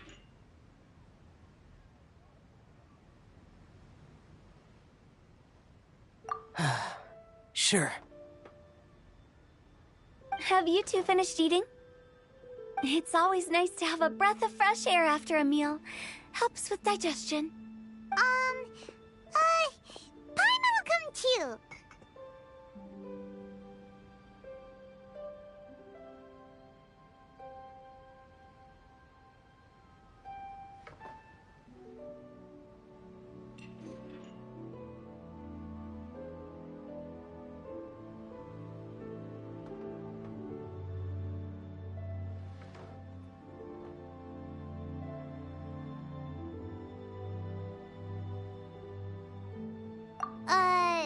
Yeah? Okay then. Don't forget to come back.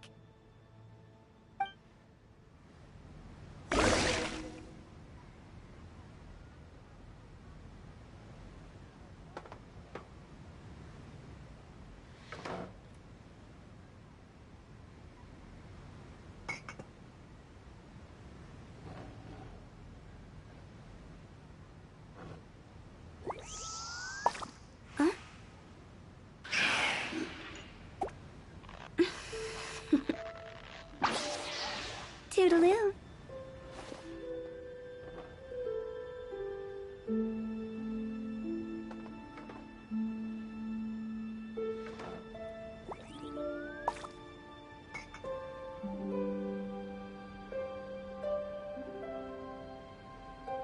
One client, two clients, three clients.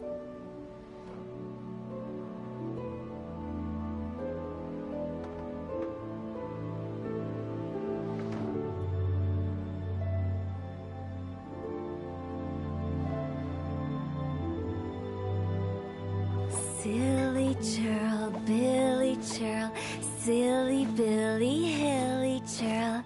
Ooh.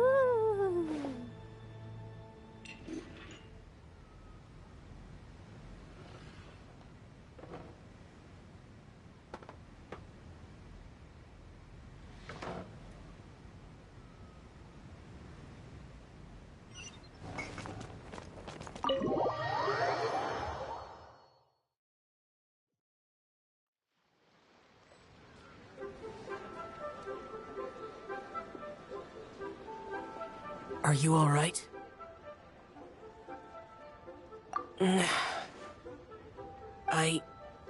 It's hard to describe. It's not that. There were those among the Adepti who loved gatherings and idle chit-chat. Sometimes they would call up a few others for a drink. Even I got dragged along to their gatherings many times. The Adepti all have their specialties, making most of them proud and arrogant. Everything they say is straight from the heart. It never gets too complicated. But this time...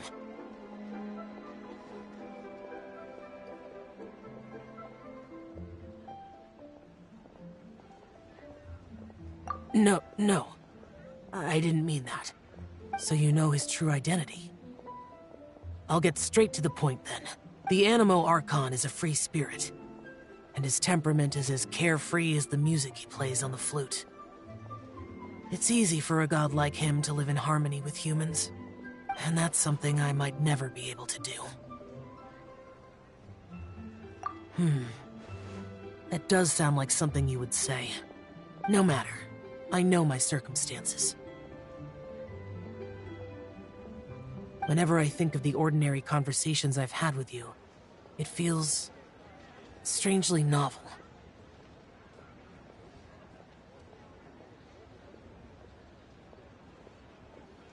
Yes. The parlor director went out of her way with the invitation, so it was difficult to turn her down. I had made mental preparations before agreeing to come. She told me that all the guests today would be acquainted with elemental power, and I knew that you would be here. But I didn't expect the other guests to be...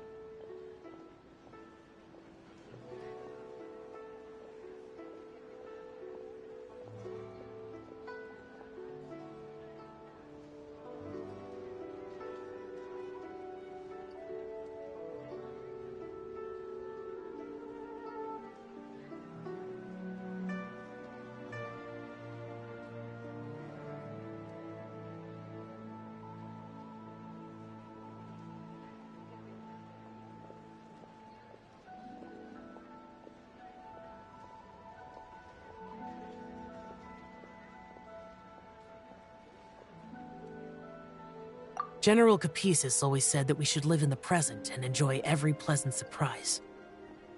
Perhaps that's what I should do with what I'm feeling now. But I think he meant designing clothes for those around him. The clothes were intricately designed, but inconvenient to wear. Brother Bosacius never tried to hide his distaste in front of him. Rex Lapis did like his designs and even collected quite a few. The outfit he wears now was also designed by General Capisis himself. I never saw him wear this during the war. I didn't expect him to start wearing it later. Oh, here you are. I'm not intruding, right? You're not. What is it?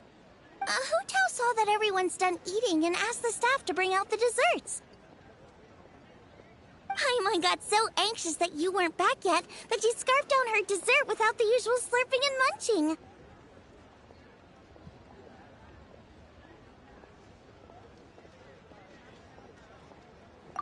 To be honest, I was kind of worried too. You looked a little restless just now, and I thought you weren't used to the food here and was planning to head back to Wangshu Inn for something Yanxiao made. You're worrying too much.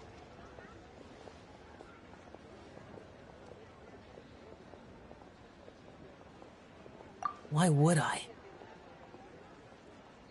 Anyway, let's head back.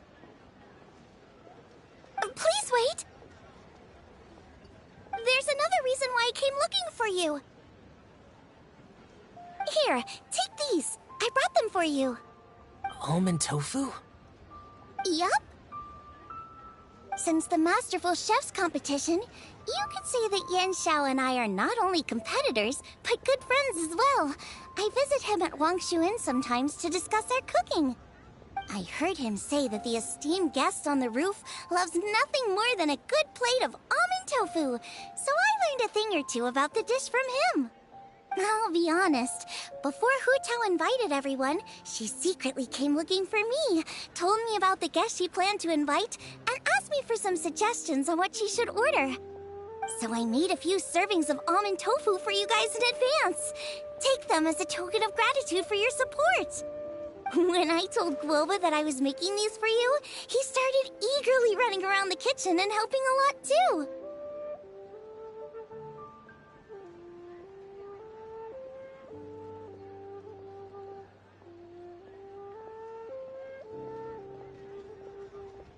Thank you for the trouble. There was no need to... I'll take them. Thank you. And Guoba, too. You're welcome. Oh, the almond tofu I made probably tastes and feels a little different from the type Yanxiao cooks. Please let me know if there's any improvements I should make. Okay. That's all. Alrighty, we should head back now. We can't keep Paimon waiting.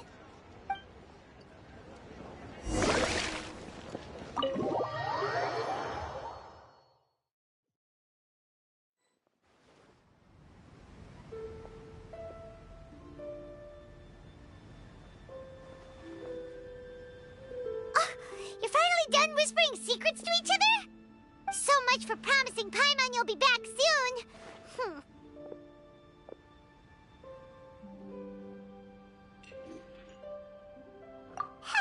How could you say that to Paimon? In that case, besides having no sense of time, Paimon will let you know what having no sense of fullness looks like. Your dessert is all Paimon's. Sorry to keep everyone waiting. No worries, we're all just chatting here. There's no serious business to take care of. Whether we're chatting outside or inside, it's all the same.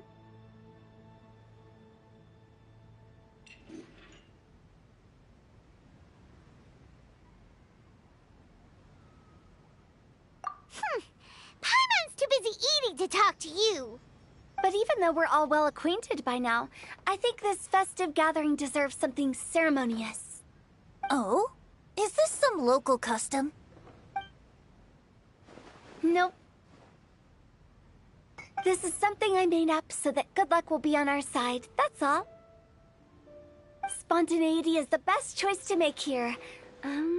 let's use this incense burner on the table.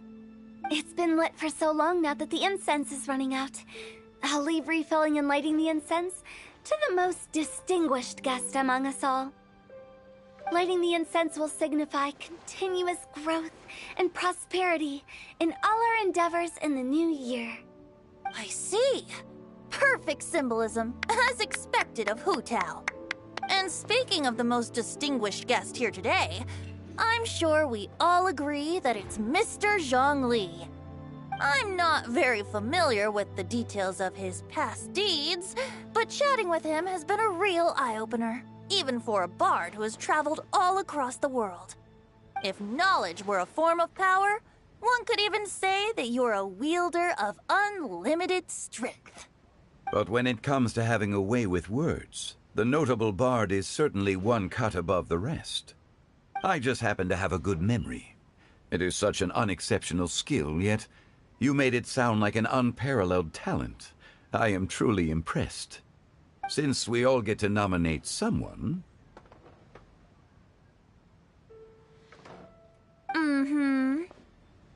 I think it's only fair that we let the parlor director light the incense. Huh? That won't do. Don't flatter me just because I'm your boss. We are looking for the most distinguished guest here. As the host, I shouldn't be involved in this discussion at all. Now that we've enjoyed this table full of delicacies, how about we let our one and only chef here do the honors? Is this really the way this works? I didn't cook any of these dishes. It's not a big deal. Just look at her. Xiangling, the disciple of an adeptus, the stove god's best companion, the winner of the Masterful Chef's competition. The only heir of the famous One Mean restaurant. A good old friend of mine. There's no better choice. Why does Paimon feel like we're back at square one again? Please stop! You're making me embarrassed. If we're looking for a distinguished guest, surely the second son of the Feiyun Commerce Guild counts. It's one of the largest commerce guilds in Liyue Harbor. Huh? Don't get me involved in this. Oh, not a bad choice. With the Commerce Guild's young master lighting the incense, we're all sure to make a huge sum of mora in the new year. That's not how it works. Making a fortune is indeed a fine wish, but it's of lesser importance than good health and happiness. Which means we should choose Chongyun, the skilled exorcist who keeps everyone's home safe from evil spirits. Huh? Now you're nominating me? I can't be the one when we have the Conqueror of Demons right here. Adeptus Xiao has the most seniority among everyone here today. We should... I refuse. I am most certainly not the most distinguished guest here.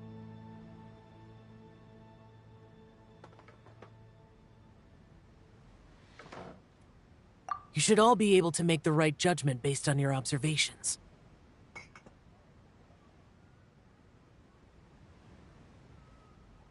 One person here is well acquainted with everyone else.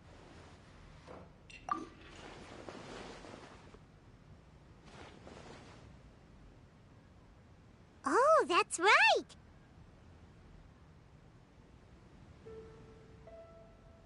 Even though you're always mocking Paimon, you're still pretty popular with other people. No, wait! Paimon said she wouldn't talk to you again.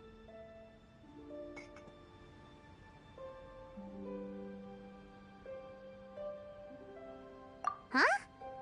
Who else is there?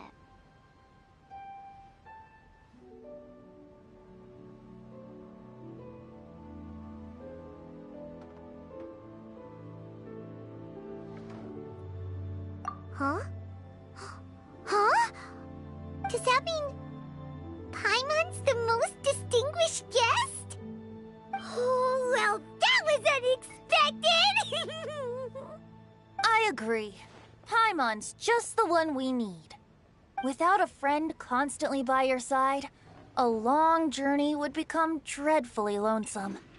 But once you have someone there to brighten up the atmosphere, everything along the way will become lively and vibrant too. Ah.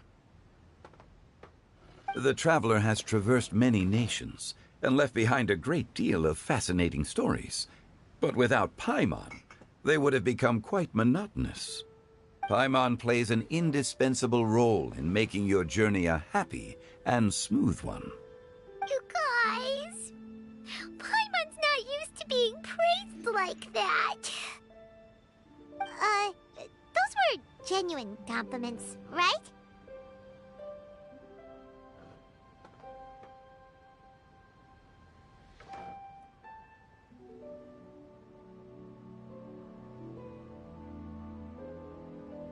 Thank you. You made Paimon wait for a long time, but Paimon's not mad anymore. Don't take everything to heart, Paimon. Friends tease each other all the time. That is indeed true. That means Paimon is as important to the traveler as Guoba is to me. Looks like we've come to an agreement. Any objections before we proceed? I trust the traveler's judgment. Then Paimon it is. And now, the world's most excellent traveler's greatest companion, guide, and friend, Paimon, will be refilling and lighting the incense for us. Here you go. Take the match, and don't burn yourself. But if things go really wrong, here's the 2-for-1 coupon.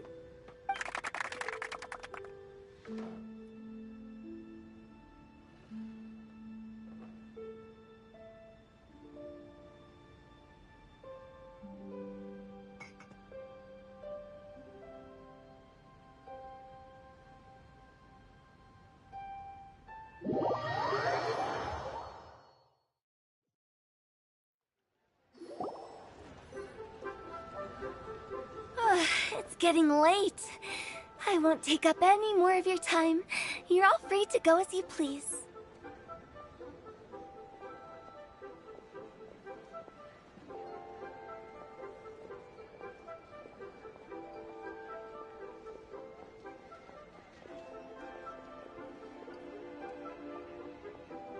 Yep, the tea was amazing too.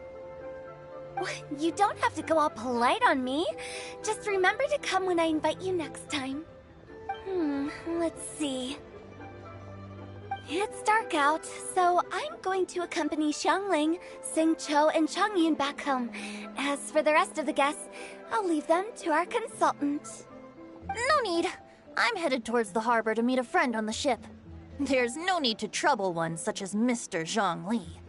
I think you know the place I'm talking about. Come meet me anytime.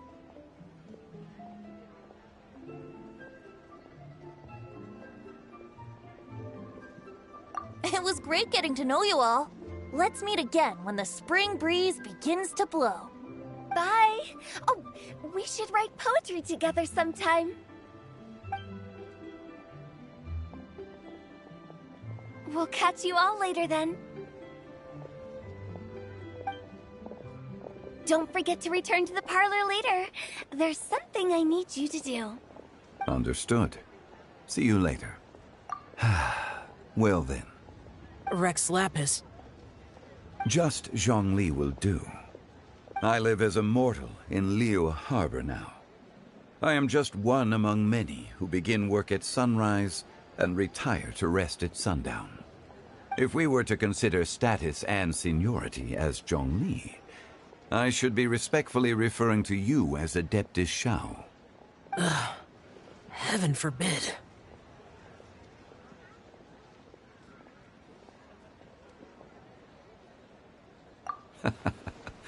I meant what I said. I heard that during the Lantern Rite music festival you conferred with Streetward Rambler and Cloud Retainer. I take it as you've gained a lot more knowledge about the past? The same truth will sound different coming from different people. As more bear witness to a story, feelings and interpretations expand in variety too. I once had a pleasant chat about the past and present with a Sumeru scholar named Soraya, and learned a few things about her research topic. From the evidence she found and the conclusion she made, her area of research is already very close to the truth. But there are multiple sides to humans and gods alike. In the legends recorded by humans, some gods were depicted as arrogant and condescending, while others were kind and capable. But whether to me, Streetward Rambler, Cloud Retainer, or younger Adepti such as Shao and Ganyu, those Adepti and gods that may seem extraordinary to humans are something more akin to close companions. This was as true back then as it is right now. Just how Shao may seem unapproachable to most, but the Traveler has proved otherwise. So there's no need to dwell too much on certain things. Zhongli, what you're saying is... It looks like you understood what I meant. Ah. The director asked me to accompany you on your return, but I don't think you'll need my protection. I'll be taking a walk around and admiring the night scenery. After that, it'll be time for me to go back and meet up with the director. Goodbye for now. Bye, Zhongli! Everyone's gone now. Paimon always feels a little empty inside when a lively celebration ends. But at least you always stay by Paimon's side. No. Paimon got it mixed up. Paimon, the best and most distinguished travel guide, will always stay by your side, Traveler.